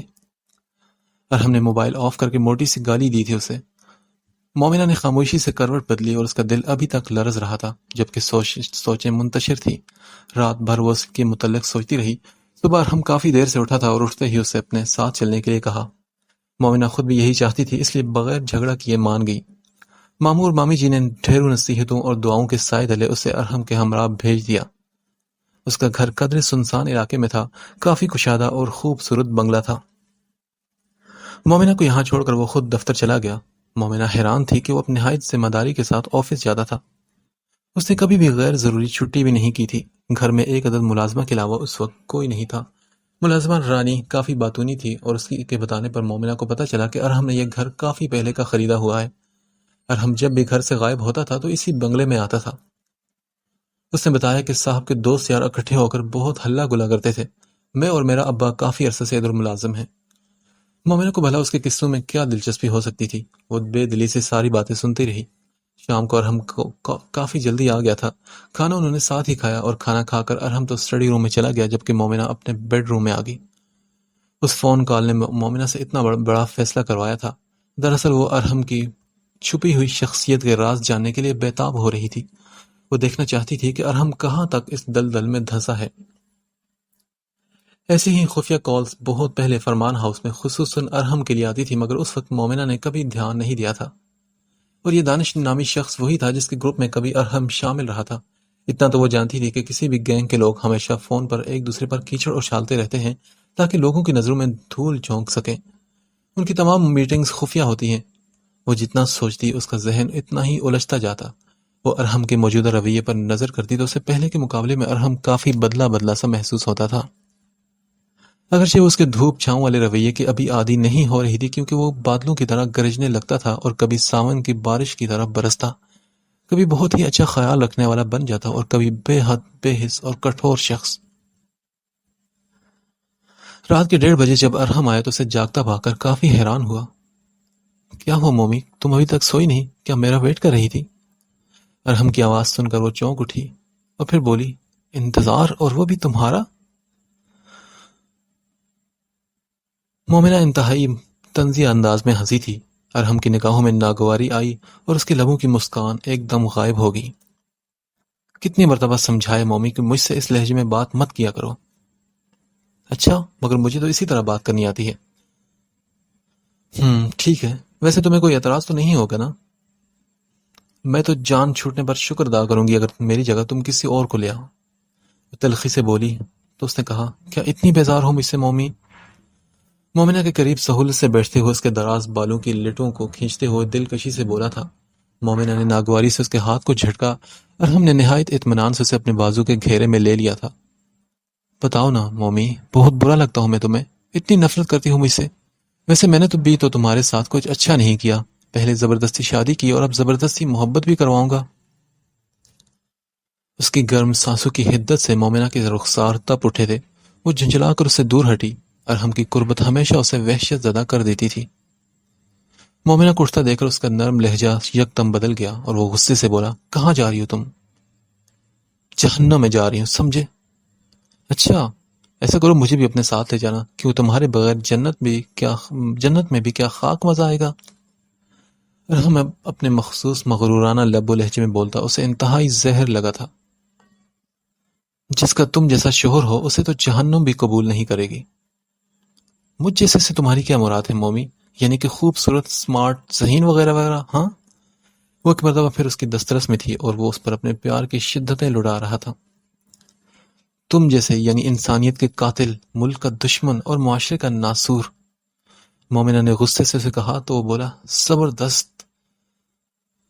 وہ اسے داد دیے جا رہا تھا، اس کی خوبصورتی کی تعریفیں کر رہا تھا اور مومنہ بے بسی کے احساس سے اس کی سینے میں منہ چھپا کر بے تحاشا رو پڑی تھی۔ آج مومنہ کی سالگرہ تھی اور وہ یہ دن کبھی بھول نہیں سکتا تھا۔ دفتر کے تمام کام اگلے دن پر ڈال کر وہ جلدی آفس سے اٹھ گیا۔ ایک فلاور شاپ سے خوبصورت گلابوں کا بوکے بنوا کر وہ جیلر کی شاپ پر آ گیا، مگر کافی دیر ادھر گھومنے کے بعد اس کی نگاہوں میں کوئی چیز جچ ہی نہیں رہی تھی۔ اسی اسنا میں اس کی نگاہ رمشا پر پڑی تھی۔ رمشا نے بھی اسے دیکھ لیا اور وہ ایک دم ٹھٹک کر رکی تھی اور ہم 1 منٹ بھی ضائع کیے بغیر رمشا تک پہنچ گیا۔ ارے کہاں غائب ہوگی تھی تم؟ میں نے تمہیں کہاں نہیں ڈھونڈا۔ میں دبئی چلی گئی تھی ارحم، تم سناؤ کیسے ہو؟ رمشا نے بڑے اطمینان سے کے ساتھ کہا تھا جبکہ ارحم کے چہرے پر پریشانی کے سائل پھیل گئے۔ دبئی؟ مگر کیوں؟ اور پھر وہ کہاں ہے؟ دانش نے بھیج دیا تھا۔ رمشا اسی بے نیازی سے بولی تو اس نے کہا، مگر کیوں؟ اتنے سالوں بعد ملے ہو، آؤ کہیں بیٹھ کر بات کرتے ہیں۔ رمشا کے کہنے پر وہ دل میں بڑھتی ہوئی بے قراری اور بے چینی پر قابو پاتے ہوئے پیزا ہٹ چلا آیا اس کے ساتھ۔ تم سناؤ کیا کر رہے ہو آج کل؟ ویسے تم اب پہلے جیسے نہیں رہے، بہت بدل چکے ہو، رمشا نے کھوئے کھوئے لہجے میں کہا۔ رمشا، تم نے بتایا نہیں کہ تم دبئی کیوں چلی گئی تھی؟ ہم جیسے دوسروں کے اشاروں پر ناچتے ہیں، ہماری اپنی مرضی کہاں ہوتی ہے؟ میں اپنی ماں کے اشارے پر چلتی ہوں اور میری ماں دانش کے اشارے پر۔ رمشا کی بے نیازی کا خول چٹک گیا تھا۔ ہونٹ چباتے ہوئے اس نے اذیت سے کہا، اور میں خود تمہاری تلاش میں تھی ارحم۔ میں نے تمہیں کچھ باتیں بتانا ہیں، بہت بوجھ ہے میرے دل پر، میرے ضمیر پر۔ ویٹر کو مطلوبہ اشیاء کا آرڈر دے کر ارحم ایک مرتبہ پھر رمشا کی طرف متوجہ ہو گیا تھا، جو کہ انتہائی دل گیر لہجے میں کچھ کہہ رہی تھی۔ تم سے بچھڑنا کوئی آسان تھوڑی تھا ارحم، مگر میں بھی کیا کرتی؟ مجبوری نے میرے قدموں کو زنجیر بنا کر رکھا تھا، مگر ایک بات جسے تم بھی سننے کو بیتاب ہو رہے ہو۔ وہ چند پل کے لیے رکی اور آنکھوں سے ٹوٹے موتی کو انگلی کی پور سے چن کر بولی، میں نے تمہاری امانت میں بالکل بھی خیانت نہیں کی، وہ میرے پاس محفوظ ہے، مگر اب میں اس کی زیادہ دیر حفاظت نہیں کر سکوں گی۔ وہ بہت دھیمی آواز میں اس سے کہہ رہی تھی۔ مومنہ کی آنکھ صبح کافی دیر سے کھلی تھی۔ ارحم آفس جا چکا تھا اور فریش ہونے کے بعد جب وہ باہر آئی تو ملازمہ نے اسے کسی کی آمد کے متعلق بتایا تھا۔ مومنہ اپنا دوپٹہ درست کرتی ڈرائنگ روم میں چلی آئی۔ سامنے صوفے پر ایک سوٹڈ بوٹڈ شخص بیٹھا تھا۔ مومنہ کو آتا دیکھ کر وہ کھڑا ہو گیا۔ اس شخص کی آنکھوں میں حیرانی تھی۔ مومنہ نے پوچھا، جی فرمائیے، کس سے ملنا ہے آپ نے؟ ملنا تو میں نے ارحم سے تھا، بہت ضروری کام ہے اس سے، مگر پہلے آپ اپنا تو تعارف کروائیں۔ اس کے چہرے پر پھیلا وقار، آنکھوں میں ٹھہری سنجیدگی اور مضبوط لب و لہجے کی وجہ سے مقابل قدرے متاثر ہوا تھا، اس لیے لہجے میں شائستگی بھر کر بولا۔ مومنہ نے کہا، میں ارحم کی بیوی ہوں۔ اس نے اپنا تعارف کروایا تو وہ شخص چونک سا گیا اور بولا، او ہو، تو ارحم شادی کر چکا ہے اور مجھے بتایا ہی نہیں، ایسی بھی کیا پردہ داری؟ دیکھیے، ارحم اس وقت دفتر میں ہوتا ہے، آپ وہیں ملاقات کریں جا کر، مومنہ جتاتے ہوئے بولی اور پھر دروازے کی طرف بڑھ گئی تو وہ بولا، سنیے ذرا، جب ارحم آئے تو اسے بتا دیجیے گا کہ پرانے یار آئے تھے، مجھے دانش کہتے ہیں، اور ہاں، اسے کہیے گا کہ اپنے آدمیوں کے ساتھ اتنا برا سلوک نہیں کرتے، اس کی جو ڈیمانڈ ہوگی وہ میں پوری کروں گا۔ اس کی بات پر مومنہ نے چونک کر اسے دیکھا۔ وہ ٹیبل پر رکھی اپنی چابیاں اٹھا کر پھر باہر نکلتا چلا گیا۔ اوہ، تو یہ ہے وہ دانش۔ مومنہ کا تو رواں سلک اٹھا تھا۔ وہ صوفے پر سر تھام کر بیٹھ گئی۔ اسی پل ملازمہ چلی آئی اور بولی، بیگم صاحبہ، ناشتہ لگا دوں کیا؟ نہیں، رہنے دو۔ اور بات سنو رانی، تم اس شخص کو جانتی ہو کیا؟ میرا مطلب ہے کہ یہ پہلے بھی یہاں آتا ہے؟ اس نے کچھ سوچتے ہوئے رانی سے پوچھا، لیکن جس طرح رانی کے چہرے کا رنگ بدلا تھا اور جس طرح وہ گڑبڑا سی گئی تھی، مومنہ کا شک یقین میں بدل گیا۔ رانی، میں نے کچھ پوچھا ہے تم سے۔ وہ بیگم صاحبہ، اصل میں، مومنہ کے دم کھانے پر وہ لرزیدہ آواز میں بتانے لگی تھی۔ مومنہ پرسوچ نظروں سے اسے دیکھتی رہی اور پھر رانی کو جانے کا کہہ کر اپنے کمرے کی طرف بڑھ گئی۔ شام کو مامی جی کا فون آ گیا تھا۔ وہ اسے گھر آنے کا کہہ رہی تھی اور اس نے کل تک آنے کی حامی بھر کر فون رکھ دیا تھا۔ اسی پل ارحم کی گاڑی کا ہارن سنائی دیا۔ چند لمحوں بعد وہ اس کے مقابل کھڑا تھا اور غصیلے تیوروں کے ساتھ اسے گھورے جا رہا تھا، جبکہ مومنہ بھی بھری بیٹھی تھی۔ اس کے پوچھنے پر وہ بھی پھٹ پڑی۔ مامی جی کہتی تھی کہ تم برے نہیں، بس نظر آتے ہو، مگر انہیں کیا پتا کہ تم کہاں تک اس گندگی میں دھنسے ہو، اپنے پروفیشن کے ساتھ اس حد تک بے ایمانی۔ اف میرے اللہ، ماموں جیسے محب الوطن کا بیٹا اس حد تک غدار۔ مومنہ، میں تم سے پوچھ رہا ہوں کہ تم دانش کے سامنے کیوں گئی تھی، اور یہ رانی کہاں مر گئی تھی؟ وہ مومنہ کی کسی بھی بات پر دھیان دیے بغیر اپنی بات بار بار دہرا رہا تھا۔ اچھا، اگر میں اس کے سامنے نہ جاتی تو مجھے کیسے پتا چلتا کہ تم کون سے کرتوت مجھ سے چھپا کر رہے ہو؟ کتنے گرے ہوئے شخص ہو تم ارحم، میں سوچ بھی نہیں سکتی تھی کہ تم دولت کی خاطر اس قدر اندھے ہو جاؤ گے۔ بتاؤ ذرا، اتنی دولت جمع کر کے تم نے کرنا کیا ہے؟ اس پیسے کا کیا فائدہ جو دوزخ کا ایندھن بنے گا؟ یہ حرام تمہاری رگوں میں رچ بس کیا ہے ارحم؟ بس، انف، بہت ہو چکا، بند کرو اپنی بکواس۔ اسی غضبناک لہجے میں ارحم نے اس کے منہ پر تھپڑ دے مارا تھا۔ میرے معاملات میں تمہیں دخل اندازی کی ضرورت نہیں. خبردار، جو آئندہ کبھی تم نے کسی بھی ایسے شخص سے ملنے کی جرت بھی کی تو. اس نے دھاڑتے ہوئے کہا تھا، اور مومنہ روتے ہوئے تیزی سے الماری کی طرف بڑھی تھی. اپنی چادر اور پرس نکال کر اس نے ارحم کی طرف نفرت سے دیکھا. صرف اور صرف یہی جاننے کے لیے تو میں تمہارے ساتھ یہاں آئی تھی کہ تم کتنے نیک اور پارسا ہو. کہاں جا رہی ہو تم؟ رکو. نہیں، میں نہیں رک رہی، میں اپنے گھر جا رہی ہوں. وہ بھی بلند آواز میں چلائی تھی. ارحم نے غصے سے اس کی طرف دیکھا اور پھر واش روم کی طرف جاتے ہوئے رکا. اگر تم یہاں سے نکلی مومی تو میں تمہاری ٹانگیں توڑ دوں گا. مومنہ نے بھیگی پلکوں کو پہنچ کر پرس اٹھایا اور اندرونی دروازہ عبور کر کے پورچ میں آ گئی. ڈرائیور کے ہمراہ جب وہ فرمان ہاؤس پہنچی تو رات کے 9 بج رہے تھے. مامی جی اسے یوں ٹوٹی بکھری حالت میں دیکھ کر پریشان ہو گئی. مامی جی کے قریب پہنچتے ہی وہ لہرا کر زمین پر گرتی چلی گئی تھی. مبارک ہو، آپ دادی بننے والی ہیں. ڈاکٹر ملیحہ نے نبیلہ کے قریب جھک کر اسے خوشخبری سنائی تھی، اور وہ جو بے دم سی صوفے پر بیٹھی ارحم کو کوسے جا رہی تھی ایک دم سی چونک گئی، اور پھر ان کے لب پر ایک بڑی جاندار قسم کی مسکراہٹ ابھر آئی تھی. مامی جی کو جب پتہ چلا تو وہ بھی خوشی سے کھل اٹھے. اسی شام کینیڈا سے اسے فون آیا کہ کرن کا بیٹا ہوا ہے. ایک ساتھ دو خوشخبریاں سن کر گھر میں تو خوشی کی لہر دوڑ گئی تھی. سبھی بے حد خوش تھے، بس ایک وہی غم زدہ تھی. وہ کیسے ماموں کو بتاتی کہ ان کا بیٹا تو ملک دشمنوں کا ساتھی ہے. اتنی بڑی پوسٹ پر بیٹھا کتنی آسانی سے ملک کی جڑوں کو کھوکھلا کر رہا ہے. ہمارے ملک کے نوجوانوں کی رگوں میں نشے کا زہر بھر کر انہیں کیڑے مکوڑوں سے بھی بدتر زندگی بسر کرنے پر مجبور کرنے والوں میں شامل ہے. وہ اس بوجھ کو اٹھائے وہ کتنی بے حال تھی. وہ کس کے ساتھ اس غم کو شیئر کرتی، کسے اپنے اوپر ٹوٹنے والی قیامت کی خبر دیتی. ماموں اور مامی جی تو ایسی کسی خبر کو سنتے ہی صدمے سے شاید مر ہی جاتے. اس ٹینشن کی وجہ سے وہ بیمار رہنے لگی تھی. اور پھر جو خوشخبری ڈاکٹر ملیحہ نے اسے سنائی تھی، اسے سن کر تو رہی صحیح کسر بھی پوری ہو گئی. اسے یہاں آئے تقریباً 25 دن ہو گئے تھے، مگر ارحم نے یہاں جھانکا تک نہیں تھا.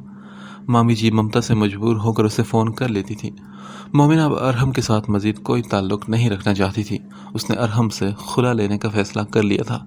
اسی سلسلے میں مومنہ نے سامعہ بھابھی کو بھی رازدار بنا لیا. دوسرے دن جب مامی جی آرام کرنے کے گھر سے بیڈ روم میں گئی تو وہ موقع پا کر سامعہ بھابھی کے کمرے میں آ گئی. اس کی تمام بات سن کر سامعہ حیران رہ گئی تھی. مومی، تمہارا دماغ تو ٹھیک ہے؟ کیا فضول بکواس کر رہی ہو تم؟ یہ بکواس نہیں بھابھی، میں فیصلہ کر چکی ہوں. آپ مجھے بتائیں کہ آپ میرا ساتھ دیں گی یا نہیں.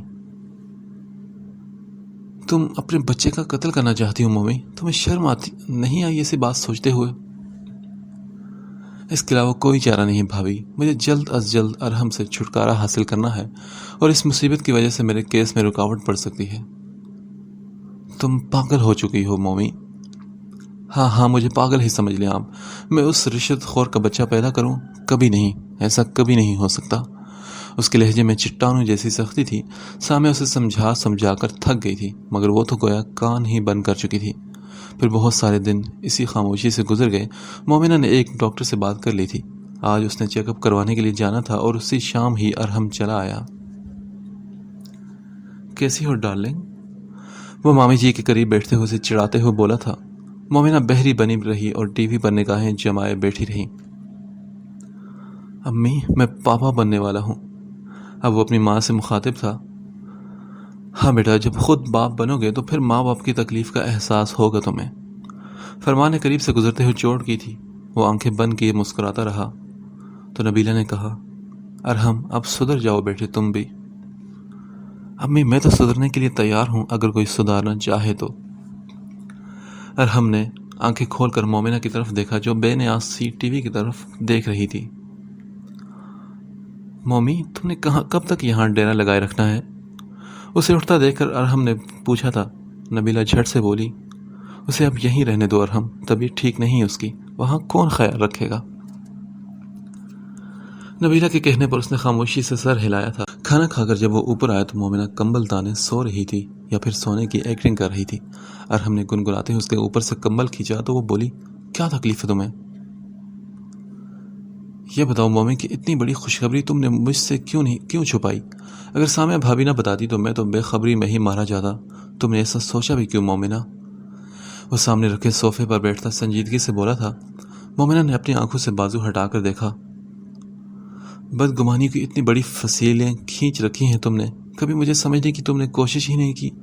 اپنی صفائی پیش کرنا مجھے کبھی پسند نہیں رہا مومی، اب بھی اگر اسی اصول پر کار بند رہا تو تم تو پوری ناؤ ڈبو دو گی میری۔ چلو تمہیں میں آج ایک کہانی سناتا ہوں۔ وہ گہرے لہجے میں بولتا کھو سا گیا تھا۔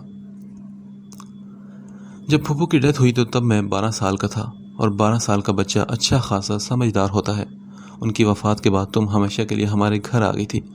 ہمہ وقت روتی بسورتی گڑیا مومی مجھے کتنی اچھی لگتی تھی، مگر وہ گڑیا مجھے کبھی لفٹ نہیں کراتی تھی، مجھ سے دور دور بھاگتی۔ رحیم بھائی کو دیکھ کر جب مومی ان کے طرف لپکتی تھی تو مجھے بہت غصہ آتا تھا۔ رحیم بھائی کرن کو اور اسے اپنی بائک پر بٹھا کر باہر لے جاتے، اور واپسی پر ان کے ہاتھوں میں چاکلیٹس اور آئس کریم کے کپ ہوتے تھے۔ شاید کرن اور وہ دونوں ہی محلے کے دوسرے بچوں کی طرح مجھ سے ڈرتی تھی۔ میری دہشت سے تو بچے بھی پارک میں کم ہی آتے تھے، اسکول میں بھی ہر کوئی مجھ سے دور دور بھاگتا تھا۔ میرے اندر شاید غصہ بہت تھا، خلاف مزاج بات مجھ سے برداشت نہیں ہوتی تھی۔ کچھ امی اور بابا کے رویوں نے مجھے اذیت پسند بنا دیا تھا۔ پہلا بچہ اور آخری بچہ ماں باپ کا منظور نظر ہوتا ہے، اور جو درمیان میں ہوتا ہے وہ ہمیشہ ہی نظر انداز کیا جاتا ہے۔ میں فطرتاً مختلف تھا اور شاید حساس بھی۔ رحیم بھائی کی موجودگی میں میری شخصیت دب گئی تھی۔ میں نے دوسروں کی نظر میں آنے کے لیے عجیب و غریب حرکتیں کرنا شروع کر دی، یہ سوچے سمجھے بغیر کہ اس سے میری شخصیت تباہ ہو جائے گی۔ کالج میں پہنچ کر مجھے اپنے ہی جیسے دوست مل گئے، اور ان کی کمپنی میں میری انا کی تسکین کے لیے بہت سی چیزیں تھیں۔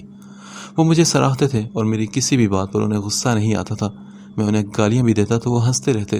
وہ دراصل بے حس تھے اور مجھے بھی بے حس بنا دینا چاہتے تھے۔ وہیں پر میری ملاقات دانش سے ہوئی تھی۔ وہ بڑی عجیب و غریب شخصیت کا مالک تھا۔ میری طرح وہ بھی کالج میں پڑھنے نہیں بلکہ انجوائے کرنے آتا تھا۔ یہ تو مجھے بہت بعد میں پتہ چلا کہ دانش وہاں نشہ بیچتا ہے اور کم عمر لڑکوں کو اس غلاظت کا عادی بناتا ہے۔ میری اور اس کی دوستی دنوں میں پروان چڑھی تھی۔ اس کے ساتھ مل کر چھوٹی موٹی وارداتیں کرنا، گاڑیاں لوٹنا یا پھر کسی نہ کسی لڑکی سے چھیڑ چھاڑ کرنا، میرے لیے یہ سب تھرل تھا۔ مجھے علم نہیں تھا کہ یہ ایڈونچرز میرے لیے کتنی خطرناک ثابت ہوں گے۔ دانش کی بہت سی لڑکیوں کے ساتھ دوستی تھی، اور یہ دوستی تمام اخلاقی حدود پار کر چکی تھی۔ اس نے میری بھی چند ایک لڑکیوں سے دوستی کروا دی تھی، ان میں ایک رمشا بھی تھی۔ شروع میں وہ مجھے بہت اچھی لگی تھی۔ ہماری دوستی بہت گہری ہو چکی تھی، جس میں بڑا ہاتھ دانش کا تھا۔ پھر ایک دن پولیس کا چھاپا پڑا۔ میں اور سہیل، جو دانش کا وفادار ملازم تھا، پکڑے گئے، جبکہ دانش بھاگ گیا۔ ایک رات حوالات میں رہ کر میں واپس آ گیا تھا، اور اس رات میں نے دل میں عہد کیا تھا، اور یہ عہد گھر جانے تک قائم رہا۔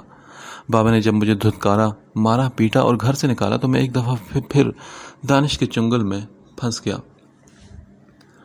مگر میری خوش قسمتی تھی کہ رحیم بھائی مجھے واپس لے آئے۔ دانش کے ساتھ بہت مضبوط تھا، اسی لیے تو وہ کچھ کہتے کہتے رک گیا تھا۔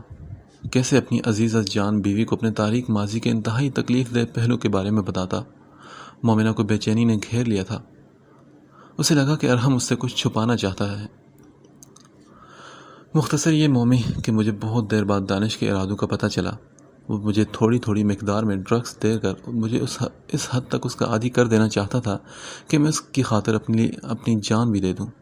اس دوران مجھے احساس ہوا کہ میں تم سے محبت کرنے لگا ہوں۔ میں نے خود کو بہت جھٹلایا، سمجھایا، مگر میں کچھ بھی سمجھنے کو تیار نہ تھا۔ بابا کے رویے، طنز، باتیں اور تمہاری ڈھکی چھپی نفرت مجھے بہت تکلیف دیتی تھی۔ میں بابا کو کچھ بتانا چاہتا تھا، مگر میرا ماضی ہر پر میرے سامنے آ کر کھڑا ہو جاتا، اسی لیے میں مزید ضدی اور سرکش ہوتا چلا گیا۔ اسی دوران میں نے CSS کا امتحان بھی پاس کر لیا، اور وہ دن بھی خوشیوں کا پیغمبر بن کر آیا تھا۔ بابا کو طنز کرنے کا ایک اور موضوع مل گیا، اور کبھی کبھی میرا جی چاہتا تھا کہ میں سب کچھ چھوڑ چھاڑ کر کہیں دور نکل جاؤں، مگر میرا مشن مجھے کوئی بھی مزید قدم اٹھانے سے روکتا تھا۔ دانش کے ہاتھ مزید لمبے ہو گئے تھے۔ اس نے اپنی جڑیں دور دور تک پھیلا دی تھی، اور مجھے ان جڑوں کو آہستہ آہستہ کاٹنا تھا۔ اللہ تعالیٰ نے مجھے سرخرو کرنا تھا، اس لیے کل دانش کا قصہ تمام کرنے کے بعد آج خود کو کسی قابل سمجھ رہا ہوں۔ آج جب ماضی کے بارے میں سوچتا ہوں تو اپنے جذباتی پن پر مجھے شرمندگی محسوس ہوتی ہے۔ بابا مجھ جیسے بگڑے بیٹے سے تمہاری شادی نہیں کرنا چاہتے تھے، اور میں انہیں اس حد تک پریشان کر دینا چاہتا تھا کہ وہ خود تمہیں میرا بنا دیتے۔ اگرچہ میری محبت تو کامیاب ہو گئی، مگر ان تمام گھٹیا حرکتوں کو سوچ کر مجھے خود بے حد پشیمانی ہوتی ہے۔ میری تمہارے ساتھ شادی کروانے میں زیادہ ہاتھ میری پیاری بہن کرن کا ہے۔ جب میں ایکسیڈنٹ کی وجہ سے ہاسپٹل میں اپنی ہڈیاں توڑوائے بیٹھا تھا، میری بہن نے فوراً مجھے مطلع کیا کہ تم کسی اور کی ہونے جا رہی ہو۔ اگر میں کچھ کر سکتا ہوں تو کر لوں، اور اس وقت مجھے کرن پر ٹوٹ کر پیار آیا تھا۔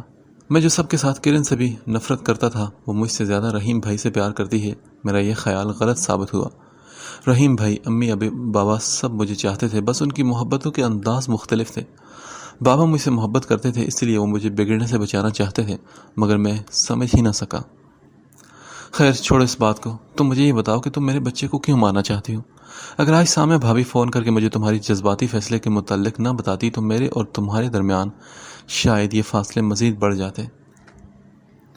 وہ خاموش ہوا تو مومنہ بے چین ہو کر بول اٹھی، تم اگر مجھے پہلے ہی دن تمام حقیقت بتا دیتے تو مامی اور ہم سب یوں پریشان نہ ہوتے۔ اور ہم دیکھو، مجھ جیسے رشوت خور جھوٹے شخص کی بات پر یقین کسے آتا؟ ہاں؟ اس کی بات پر مومنہ شرمندہ سی سر جھکا گئی۔ اور ہم نے اٹھ کر کھڑکیوں کے پردے ہٹا دیے تھے، اور پورے چاند کی وہ رات تھی، ستارے بھی خوب دمک رہے تھے۔ میرا ماضی میرے لیے باعث شرمندگی ہے مومنہ۔ میں نے نہ صرف امی، بابا بلکہ تمہیں بھی بہت تنگ کیا۔ ہو سکے تو مجھے معاف کر دینا، وہ دھیمے اور پر اثر لہجے میں کہہ رہا تھا۔ مومنہ نے آہستہ سے بیڈ گراؤنڈ سے ٹیک لگا دی۔ دھندلکے ابھی چھٹے نہیں تھے اور منظر صاف دکھائی نہیں دے رہے تھے، مگر پھر بھی مومنہ کو بہت پرسکون نیند آئی تھی اس رات۔ کرن اپنے 6 ماہ کے گول مٹول بیٹے عمار کے ساتھ پاکستان آئی تو گھر میں خوشیوں کی جیسے بارات اتر آئی۔ ایئرپورٹ پر اس سے لپٹتے ہوئے کرن نے بڑے پرجوش لہجے میں کہا، مومی، تمہیں اور بھائی کو ایک ساتھ کھڑے دیکھ کر میں کس قدر خوش ہوں بتا نہیں سکتی۔ اس کی بات پر مومنہ مسکرا دی۔ کرن کے آنے سے رونق دوبالا ہو گئی تھی۔ گھر میں ہر وقت ہنگامہ سے رہتا۔ یہی کرن اتنی کم گو ہوا کرتی تھی، اور اب وہ باتوں میں کسی کو باری نہیں لینے دیتی تھی۔ مامی جی تو اسے دیکھ دیکھ کر حیران ہوتی تھی۔ اے کرن، کینیڈا جا کر تو تیری زبان اتنی گز بھر کی لمبی ہو گئی، نئی تو نہیں لگوا رہی تم؟ وہ مشکوک نظروں سے گھورتی تو وہ کھلکھلا کر ہنس پڑتی۔ سنو مومی، میرے بھتیجے کو بالکل میرے جیسا ہونا چاہیے۔ یہ تصویر میں اس لیے تمہارے کمرے میں لگا رہی ہوں تاکہ تم صبح شام اس کا دیدار کرو۔ کرن نے اپنی فل سائز تصویر اس کے کمرے میں لگاتے ہوئے بلند آواز میں کہا تھا۔ مومنہ ڈسٹنگ کرتے ہوئے مسکرا دی اور بولی، اللہ نہ کرے کہ وہ تمہارے جیسا ہو، اتنا موٹا اور کالا سا۔ اور ہم نے بھی اندر آتے ہوئے یہ بات سنی تھی۔ کیا مطلب، میں موٹی اور کالی ہوں کیا؟ نہیں نہیں، میری بہن تو اتنی خوبصورت ہے، بس کچھ لمبے دانتوں والی الجھے الجھے بالوں والی مخلوق سے ملتی جلتی ہے۔ بھائی، کرن رو دینے والی ہوگی تو ارحم نے اسے اپنے ساتھ لگا لیا۔ مومنہ ان کی باتوں کو انجوائے کر رہی تھی، تبھی مامی جی روتے چلاتے عمار کو اٹھائی چلی آئی۔ کرن، سنبھالو اپنے اس آفتی طوطے کو، ایسے حلق پھاڑ کر روتا ہے کہ اللہ کی پناہ۔ اتھل پتھل سانسوں کو ہموار کرتی ہوئی وہ عمار کو کرن کی گود میں دے کر صوفے پر بیٹھ گئی۔ ہاں تو آپ کا پوتا تو جیسے روتا ہی نہیں نا؟ ہاں تو اور کیا، میرا نومی تو بہت پیارا بچہ ہے۔ انہوں نے فوراً نومی کی حمایت کی تھی، اور ہم ایک دفعہ پھر بن ٹھن کر ڈریسنگ روم سے نکلا تو نبیلہ بے حد حیران ہوئی۔ تم کہاں جا رہے ہو؟ امی، ایک ضروری کام یاد آ گیا، بس ابھی آتا ہوں۔ وہ تیزی سے باہر نکلتا چلا گیا اور اس کے پیچھے کرن اور مامی جی بھی نکل گئی۔ مومنہ تھوڑی دیر آرام کی غرض سے لیٹی ہی تھی کہ فون کی بیل بج اٹھی۔ اس نے کوف کے عالم میں ریسیور اٹھایا تو دوسری طرف سے کسی لڑکی نے کہا، ارحم سے بات کرواؤ۔ جی، وہ تو اس وقت گھر پہ نہیں، آپ کچھ دیر بعد فون کر لیجیے گا۔ کہاں ہے وہ؟ جب بھی فون کرتی ہوں گھر میں نہیں ملتا۔ یہ کہو کہ تم اس سے میری بات نہیں کروانا چاہتی۔ وہ عورت جو کوئی بھی تھی انتہائی غصے سے بولی تھی۔ مومنہ کا غصے سے چہرہ سرخ ہو گیا تھا، ہم اس نے اپنے لہجے کی نرمی کو برقرار رکھا۔ آپ ان سے موبائل پر رابطہ کر لیجئے۔ نمبر لکھا کر مومنہ نے فون بند کر دیا اور سوچا، نہ جانے کون فضول عورت تھی۔ اس نے آنکھیں بند کر لی مگر اس کی آنکھ عجیب سے نامانوس شور کی آواز سے تھوڑی دیر بعد کھلی تھی۔ وہ جلدی سے سیڑھیاں اتر کر نیچے آئی تو لاؤنج میں ایک اجنبی مگر سٹائلش سی لڑکی اور اس کے ساتھ کھڑی 4-5 سالہ بچی کو دیکھ کر حیران رہ گئی۔ لڑکی ماموں سے نہ جانے کیا کہہ رہی تھی اور وہ سرخ آنکھیں لیے اس کی بات سن رہے تھے، جبکہ مامی جی تو بے دم سی ہو کر صوفے پر بیٹھی تھی۔ مومنہ نے 2 قدم آگے بڑھ کر اس بچی کو غور سے دیکھا تو اس لمحے اس کے دل کی دھڑکن بھی تھم سی گئی۔ یہ ارحم کی بیوی مومنہ ہے۔ اپنی بات مکمل کر کے وہ اس کے قریب چلی آئی تھی۔ مومنہ نے سوالی نگاہوں سے مامی جی کی طرف دیکھا تو انہوں نے نہ جانے کیوں نگاہیں چرا لی تھی۔ اوکے سمر بیٹا، اب میں چلتی ہوں، تم اچھی بچی بن کر اپنی ماما اور دادو دادا کے ساتھ رہنا، ٹھیک ہے نا؟ سمر نے تابعداری سے سر ہلایا تو وہ نزاکت سے چلتی ہوئی اس کے سر پر بوسہ دے کر ہوا کے جھونکے کی طرح نکلتی چلی گئی۔ رحیم، فون کرو اس بغیرت کو، کہاں ہے وہ؟ پل پل مار رہا ہے ہمیں وہ، ماموں سینہ مسلتے ہوئے بے جان سے لہجے میں بولے تھے۔ مومنہ نے پھٹی پھٹی نگاہوں سے ایک مرتبہ پھر بچی کو دیکھا۔ اس کی آنکھیں، ہونٹ، رنگت، ایک ایک نقش بول رہا تھا کہ وہ کون ہے۔ مومنہ کی ٹانگیں بوجھ اٹھانے سے قاصر ہو گئی تھی۔ وہ بے دم سی ہو کر سیڑھیوں پر بیٹھتی چلی گئی۔ پورے 1 گھنٹے بعد ارحم کی گاڑی کا ہارن سنائی دیا۔ وہ آندھی طوفان کی طرح اندر آیا تھا۔ اس کی نگاہوں نے کونے میں کھڑی سمر کو ڈھونڈ نکالا۔ وہ اس کی طرف آیا اور بولا، کیا رمشا سے چھوڑنے آئی تھی؟ ارحم اسے پیار کر رہا تھا۔ مومنہ نے ایک اور تکلیف دہ منظر دیکھا اور اس کا چہرہ لمحہ بلمحہ بھیگنے لگا۔ میں نے کہاں کہاں نہیں ڈھونڈا تمہیں سمر۔ سمر کا ہاتھ چومتے اسے اچانک ان سب کا خیال آیا تھا۔ اس نے کچھ پریشان ہو کر ادھر ادھر دیکھا۔ آخر میں صوفے پر سر جھکائی بیٹھی مومنہ کو دیکھ کر اس کے دل کو کچھ ہوا تھا۔ بتاؤ ارحم، تمہاری کس کس گناہ کی پردہ پوشی کروں؟ کیوں لمحہ بلمحہ ہمیں تم ذلیل کر رہے ہو؟ مومنہ نے ماموں جی کی بھیگی آواز سنی تھی اور اس کا دل اتھاہ گہرائیوں میں ڈوب رہا تھا۔ میں کہہ رہی ہوں ارحم کہ اسے یہاں سے لے جاؤ ورنہ۔ مامی جی نے بھی غصے سے کہا تو وہ بولا، یہ میری بیٹی ہے اور یہ ادھر ہی رہے گی۔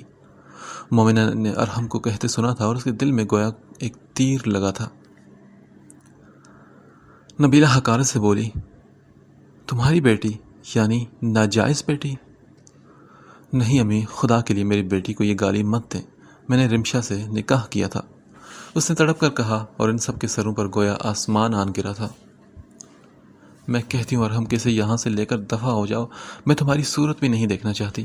نہ جانے کہاں میری تربیت میں کمی رہ گئی کہ آج ہمارے بوڑھے سروں پر تو خاک ڈال دی ہے تم نے۔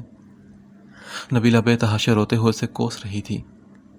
ٹھیک ہے، اگر آپ لوگ میری بیٹی کو قبول نہیں کرتے تو پھر میرا یہاں سے چلے جانا ہی بہتر ہے، وہ مضبوط لہجے میں بولتا ہوں مومنہ کے قریب چلا آیا۔ آؤ مومنہ، چلیں اپنے گھر۔ وہ بڑی آس بھری نگاہوں سے اسے دیکھ رہا تھا۔ مومنہ نے گھٹنوں پر سے سر اٹھایا۔ تبھی ماموں نے غصے سے کہا، یہ کہیں نہیں جائے گی، سنا تم نے؟ مگر ارحم نے ان کی بات نظر انداز کرتے ہوئے کہا، اٹھو نا مومی، چلو اپنے گھر چلتے ہیں۔ ارحم اس سے التجائی لہجے میں کہہ رہا تھا، تمہیں دھکے دے کر نکالوں یہاں سے؟ نکلو یہاں سے میرے گھر سے ارحم۔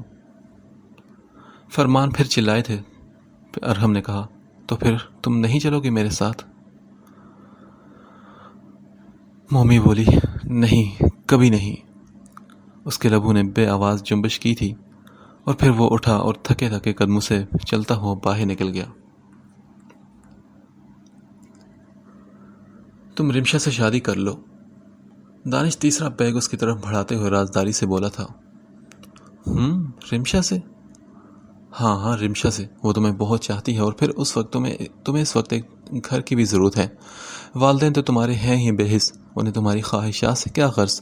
مجھے ہی تمہارا خیال رکھنا پڑے گا اور اس سے بہتر ہے کہ تم شادی کر لو، ٹھیک ہے نا؟ دانش ہونٹوں پر شیطانی مسکان سے جا کر بولا تھا۔ ہاں ٹھیک ہے، رمشا بہت اچھی ہے۔ نشے کے اثر میں وہ بمشکل بول رہا تھا۔ تو پھر ٹھیک ہے، صبح ہی یہ نیک کام سر انجام دے دیں گے۔ دانش فوراً بول اٹھا اور پھر جب ارحم کی آنکھیں نیند سے بند ہوگی تو دانش نے مسکراتے ہوئے رمشا کا نمبر ملایا اور کہا، وہ تم سے شادی کے لیے تیار ہے رمشا۔ کیا سچ کہہ رہے ہو تم؟ ہاں بالکل سچ، کل تم آ جانا میرے فلیٹ پر۔ دانش نے تمام پروگرام فوراً طے کر لیے تھے۔ دراصل وہ ایک تیر سے 2 شکار کرنا چاہتا تھا۔ تمہیں اپنا وعدہ یاد ہے نا رمشا؟ ہاں ہاں مجھے سب یاد ہے۔ دوسری صبح وہ خوب تیار ہو کر دانش کی طرف آ گئی تھی۔ دانش کے 3-4 دوست بھی اور بھی موجود تھے اور وہ سبھی خوش تھے، بول رہے تھے، مگر ارحم کچھ گم سم سا خاموش ان کے درمیان بیٹھا تھا۔ دانش یہ سب کیا ہے ہاں؟ وہ بے قرار سا ہو کر دانش کے کمرے میں آ کر آہستگی سے بولا تھا۔ کیا ہے کیا مطلب ہاں؟ دانش الٹا ادھر ادھر دیکھ کر خود کو لاپرواہ ظاہر کرنے کی ناکام ایکٹنگ کرنے لگا۔ دانش یہ میں اور رمسا سے شادی، یہ سب کیا ہے ہاں؟ وہ الجھ رہا تھا اور دانش جیسے چال باز بندے کو دوسروں کی الجھنیں دور کرنے میں کمال حاصل تھا۔ آدھے گھنٹے بعد وہ ارحم کی برین واشنگ کرنے کے بعد اسے نکاح کے لیے رضامند کر چکا تھا، اور یوں اس نے 20 سال کی عمر میں رمسا ایک طوائف سے شادی کر لی۔ شادی کے بعد وہ دونوں ایک اور فلیٹ میں شفٹ ہو گئے تھے۔ شادی کے تیسرے مہینے دانش نے رمشا کو دبئی بھجوا دیا۔ ارحم کو پتہ چلا تو وہ غصے میں دانش کے فلیٹ میں آیا تھا۔ خوب گرجنے برسنے کے بعد وہ ایک مرتبہ پھر دانش کی چکنی چپڑی باتوں میں آ گیا تھا۔ یار میرا تو دھندا ہی ایسا ہے، اور پھر اپنے ہی ساتھ دیتے ہیں ایسے کاموں میں نا۔ رمشا کو بھیجنا میری مجبوری تھی اور اس کی خواہش پوری کرنا بھی۔ دراصل دانش نے رمسا سے ڈیل کر رکھی تھی اور اسی ڈیل کے نتیجے وہ دبئی میں سفید پاؤڈر کے پیکٹ یعنی ہیروئن بیچنے کے لیے گئی تھی۔ رمشا دانش کے اس حسین دوست پر فدا ہو چکی تھی اور ارحم کے ساتھ کے بدلے وہ دانش کی ہر ناجائز بات کو بخوشی مانتی تھی۔ رمشا کے آنے کے صرف 1.5 مہینے بعد دانش نے ارحم کو مجبور کرنا شروع کر دیا تھا کہ وہ رمشا کو طلاق دے دے۔ پھر وہ رمشا پر کیچڑ اچھالتا رہا۔ اس کے ماضی کے تمام راز کھول کر دانش نے ارحم کو اس سے نفرت کرنے پر مجبور کر دیا تھا۔ ارحم نے جب دانش کے مجبور کرنے پر رمشا کو طلاق دی تو وہ حاملہ تھی۔ اس وقت رمشا نے اسے کچھ نہیں کہا تھا کہ دانش نے اسے جان سے مارنے کی دھمکی دی تھی اور یہ بھی کہا تھا کہ ارحم کو بچے کے متعلق بتانے کی ضرورت نہیں۔ پھر وہ اچانک منزل سے غائب ہو گئی تھی، صرف اور صرف اپنا بچہ بچانے کے لیے۔ 6 سال بعد وہ ارحم کی امانت اسے لوٹانے کے لیے دبئی سے یہاں آئی تھی۔ وہ بھی اب شادی کر چکی تھی اور اس کا شوہر اس کی بیٹی کو رکھنے پر تیار نہیں تھا، اور ادھر خانم اس کی ماں سمر کو جھپٹنے کے لیے تیار بیٹھی تھی۔ ہیرا منڈی میں نہ جانے اس کی پھول جیسی بچی کی کیا قیمت لگاتی۔ سمر کو اس کے باپ کے حوالے کر کے وہ اب مطمئن ہو چکی تھی۔ اپنی بیٹی کے ہمراہ جب وہ فرمان ہاؤس سے نکلا تو اس کا دل بے اختیار رو دیا تھا۔ وہ آج زندگی کی سب سے بڑی بازی ہار گیا تھا۔ وہ کتنی ہی دیر بے مقصد سڑکوں پر گاڑی دوڑاتا رہا۔ سمر پچھلی سیٹ پر سو چکی تھی۔ تھک ہار کر اس نے اسٹیئرنگ پر سر پٹخ دیا۔ ابھی 1 ہفتہ پہلے ہی رمشا نے اسے فون کیا تھا اور کہا تھا کہ ارحم اگر اپنی بیٹی کو بچانا چاہتے ہو تو بچا لو، ورنہ میری ماں کا تو تمہیں پتہ ہی ہے، وہ سمر کو ہر صورت ڈھونڈ نکالے گی۔ ابھی تک تو میں نے اسے اپنی ماں سے چھپا کر رکھا ہے، مگر کب تک؟ اگر چاہتے ہو کہ تمہاری بیٹی محفوظ رہے تو اسے اپنے پاس رکھ لو۔ تبھی سمر اٹھ کر بیٹھی اور بولی، پاپا۔ اس نے کنپٹیاں دباتے ہوئے مڑ کر دیکھا اور پھر گاڑی سٹارٹ کر دی۔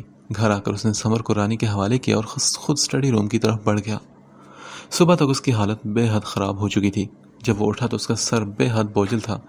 رانی اس سے ناشتے کا پوچھنے آئی تو اس نے رانی کو جھڑک دیا۔ کچھ دیر بعد سمر چھوٹے چھوٹے قدم اٹھاتی آ گئی تھی۔ ارحم کے چہرے پر ایک کھیسی مسکراہٹ آئی۔ پاپا ماما نہیں آئی کیا؟ اور ماما رات کو رو کیوں رہی تھی اور ہمارے ساتھ بھی نہیں آئی؟ سمر نے اپنے ننا منا سا ہاتھ اس کے گال پر رکھ کر افسردگی سے کہا تھا۔ ارحم کچھ حیران ہوا، پھر وہ بولی، پاپا کیا ماما آپ سے ناراض ہیں؟ رمشا آنٹی بول رہی تھی کہ سمر کی ماما خفا ہے اس سے۔ پاپا میں نے تو کچھ بھی نہیں کیا نا، مگر پھر بھی وہ خفا ہے مجھ سے۔ ماما نے مجھے پیار بھی نہیں کیا، آپ نے دیکھا تھا نا۔ وہ باتیں کر رہی تھی اور اسی پل ارحم کا پرسنل فون بجنے لگا۔ فون سن کر وہ فوراً ڈریسنگ روم کی طرف بڑھ گیا اور یونیفارم پہن کر جب وہ باہر آیا تو سمر مومنہ اور اس کی شادی والے روز کی کھینچی گئی تصویر کو دیکھ رہی تھی۔ پاپا ماما کتنی پیاری لگ رہی اس پکچر میں۔ ہاں بیٹا۔ سمر جانو ایسا ہے کہ میں ایک ضروری کام سے جا رہا ہوں، آپ رانی آنٹی کے پاس رہنا، میں رات کو دیر سے آؤں گا۔ ارحم جلدی جلدی بول رہا تھا۔ سمر نے سمجھداری سے سر ہلا دیا اور اس کے جانے کے بعد سمر رانی کے پاس آ گئی۔ رانی نے اسے ٹی وی پر کارٹون لگا دیے تھے۔ سمر کچھ دیر تو دیکھتی رہی اور پھر بیزار ہو کر اٹھ بیٹھی۔ رانی سنو، کیا تمہیں ماما کے گھر کا پتہ ہے؟ ہیں بھلا مجھے کیا پتا؟ مگر فون نمبر کا تو پتا ہوگا نا تمہیں، میری بات کروا دینا ان سے پلیز۔ مجھے کیا پتا آپ کی ماں کا؟ رانی منہ میں بولی تھی۔ رانی بتاؤ نا کیا نمبر ہے، مجھے ماما سے بات کرنی ہے۔ سمر ضدی لہجے میں بولی تو رانی پریشان ہو کر دراز میں سے ڈائری نکالنے لگی اور پھر سمر کو تھما دی۔ سمر اب بڑے انہماک سے تمام نمبرز دیکھ رہی تھی۔ جب کچھ سمجھ نہ آئے تو ڈائری پھینک کر کھڑی ہو گئی۔ رانی اٹھو، مجھے چپس بنا دو، سمر نے کہا، اور اسی پر ڈرائیور اکرم جو رانی کا شوہر تھا آ گیا۔ سمر نے ایک دفعہ پھر ماما کے پاس جانا ہے کہ رٹ لگا دی تھی۔ اسی پل کرن کا فون آ گیا تھا اور سمر بے قراری سے فون کی طرف لپکی تھی۔ آنٹی، میں نے ماما سے بات کرنی ہے، میری بات کروائیں please. Beta, mama wash room میں ہے، میں ابھی آتی ہوں آپ کے پاس۔ کرن نے نرمی سے دو چار باتیں مزید کرنے کے بعد فون بند کر دیا۔ تھوڑی دیر تک رانی نے اسے چپس کھلا کر سلا دیا تھا اور شام تک کرن آ گئی تھی۔ سمر اسے اکیلے آتے دیکھ کر اداس ہو گئی تھی۔ ماما آپ کے ساتھ نہیں آئی کیا؟ کرن نے سمر کو گود میں اٹھا کر رانی سے پوچھا۔ بھائی کہاں ہے؟ وہ تو ابھی تک دفتر سے نہیں آئے۔ اچھا ٹھیک ہے، پھر میں چلتی ہوں، بھائی آئے تو انہیں بتا دینا۔ وہ کچھ دیر مزید بیٹھنے کے بعد چلی گئی تھی۔ گھر آئی تو لاؤنج میں ہی مومنہ سے اس کا سامنا ہو گیا۔ مامی جی تمہارا پوچھ رہی تھی کرن۔ کیوں؟ بتایا تو تھا میں نے کہ میں کہاں جا رہی ہوں۔ کرن روکھے لہجے میں کہہ کر ماں کے کمرے میں گھس گئی۔ مومنہ بھی پاؤں پٹک کر کچن کی طرف بڑھ گئی تھی۔ تبھی فون کی گھنٹی گونج اٹھی تو اس نے ریسیور اٹھایا۔ دوسری طرف سمر کی آواز سن کر اس کی پیشانی پر بل پڑ گئے۔ سمر بول رہی تھی، میں نے مومنہ ماما سے بات کرنی ہے۔ مومنہ نے شدید غصے کی لہر کو دباتے ہوئے فوراً فون رکھ دیا۔ تبھی بیل ایک مرتبہ پھر ہونے لگی تو اس نے جھنجھلا کر فون اٹھایا اور غصے سے کہا، کیا بات ہے؟ ماما آپ میرے پاس آ جائیں پلیز، مجھے بہت ڈر لگ رہا ہے۔ ہاں تو باپ کہاں ہے تمہارا؟ اور ہاں، مجھے ماما شما کہنے کی ضرورت نہیں، میں نہیں ہوں تمہاری ماں، سمجھی تم؟ لیکن ماما رمشا آنٹی تو کہتی ہیں کہ مومنہ ماما ہی میری ماما ہے۔ اس کے تلخ لہجے سے ڈر گئی تھی۔ مومنہ فون رکھ کر اوپر چلی گئی جبکہ دوسری طرف سمر نے دھواں دار رونا شروع کر دیا۔ مومنہ کی کنپٹیاں سلگ رہی تھی اور غصے کی شدت سے ماتھے کی رگیں پھڑکنے لگی تھی۔ یہ غصہ، یہ جنجلاہٹ حسد اور رقابت کی وجہ سے تھا، اور حسد اور رقابت کا جذبہ اس وقت ابھرتا ہے جب درمیان میں محبت ہو۔ تو کیا مجھے ارحم سے محبت ہو چکی ہے؟ وہ حیران سی خود سے بولی تھی۔ رمشا اور سمر کا سن کر جلنا، کلسنا اور ان سے نفرت کا اظہار کرنا۔ مومنہ نے دل کو ٹٹولا تو جواب ہاں میں پا کر وہ حیران رہ گئی۔ یہ تمام رات اس نے جاگتے گزار دی تھی۔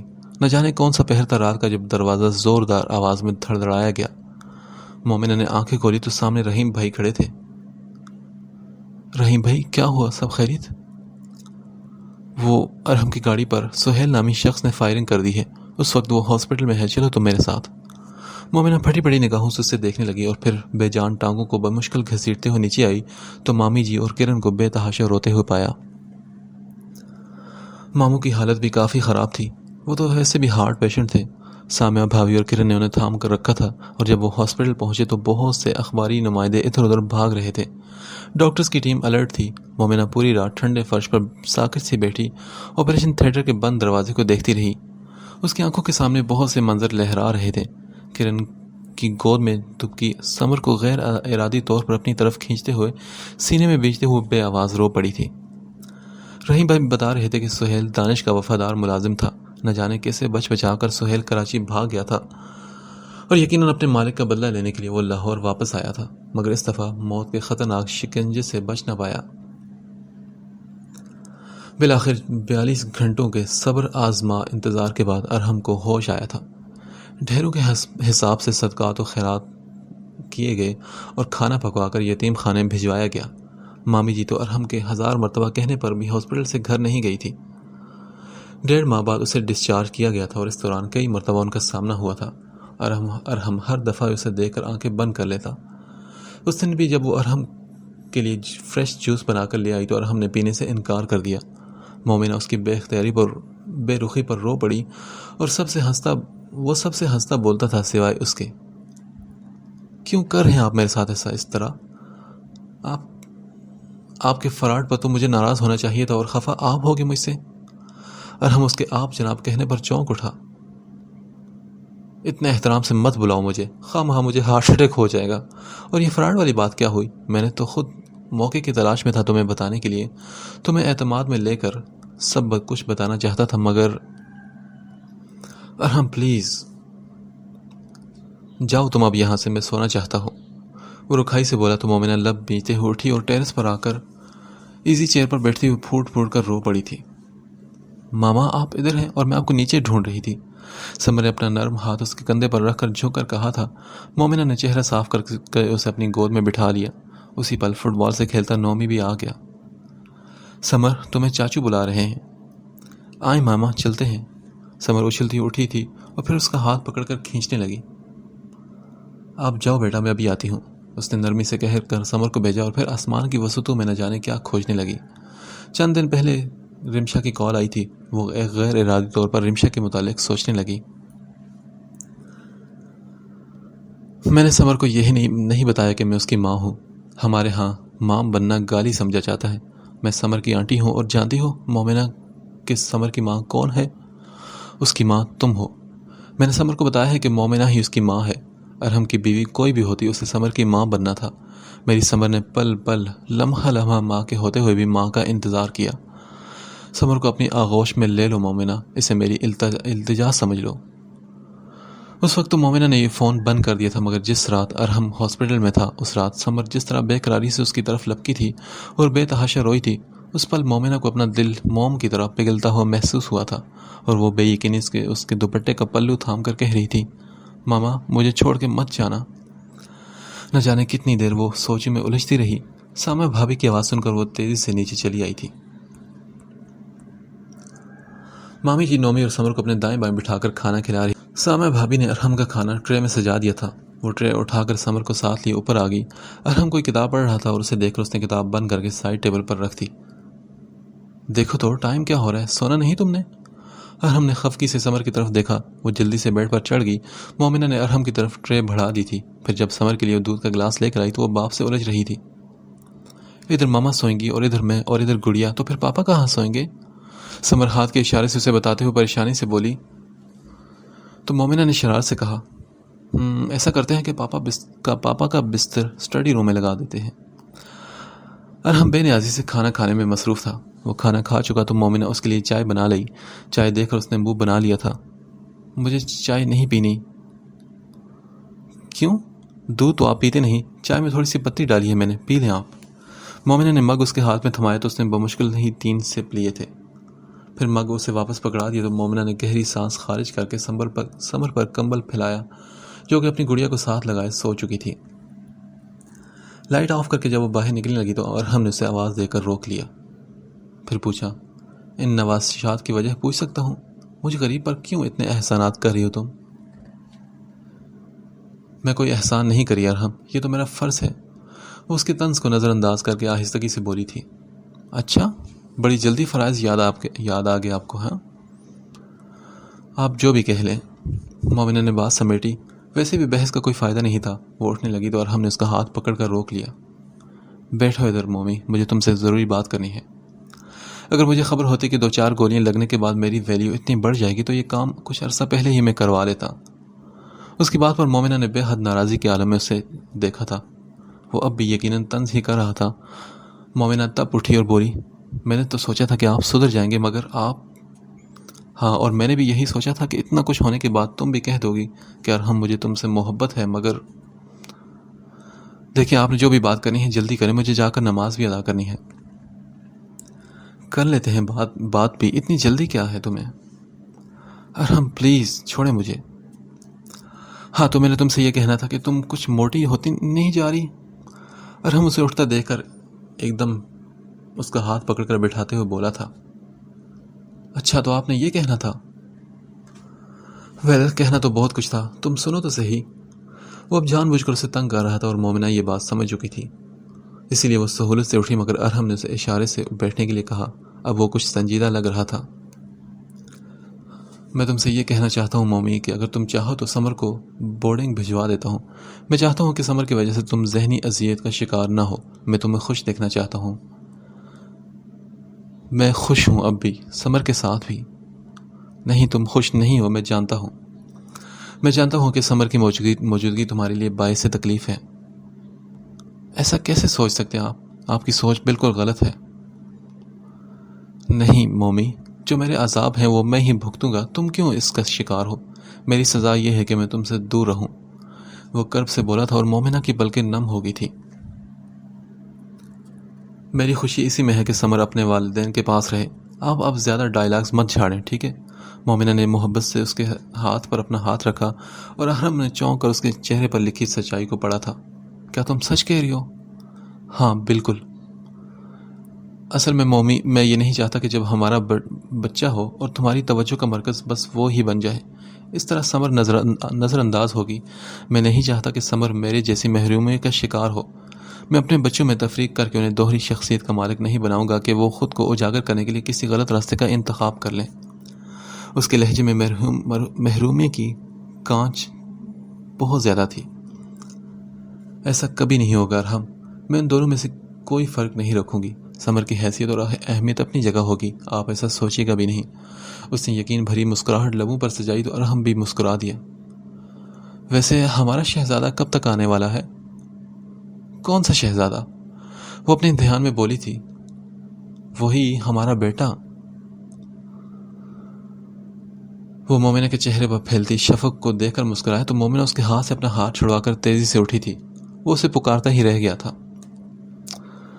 میری ٹانگ پر پلاسٹر چڑھا ہے, اٹھ نہیں سکتا میں. اچھی مجبوری ہے یہ. چلو خیر, کبھی تو ہاتھ آؤ گی میرے. وہ اسے دھمکا رہا تھا اور مومنہ مسکراتے وضو کرنے چل دی تھی. اس پر سجدہ شکر واجب ہو گیا تھا, اور وہ کیوں نہ اس رحیم کریم رب کا شکر ادا کرتی جس نے ایک مرتبہ پھر اسے اس کا ارحم لوٹا دیا تھا. ارحم نے بھی آنکھیں بند کر لی تھی. اندھیرے چھٹ گئے تھے اور روشنی ہر سو پھیل چکی تھی.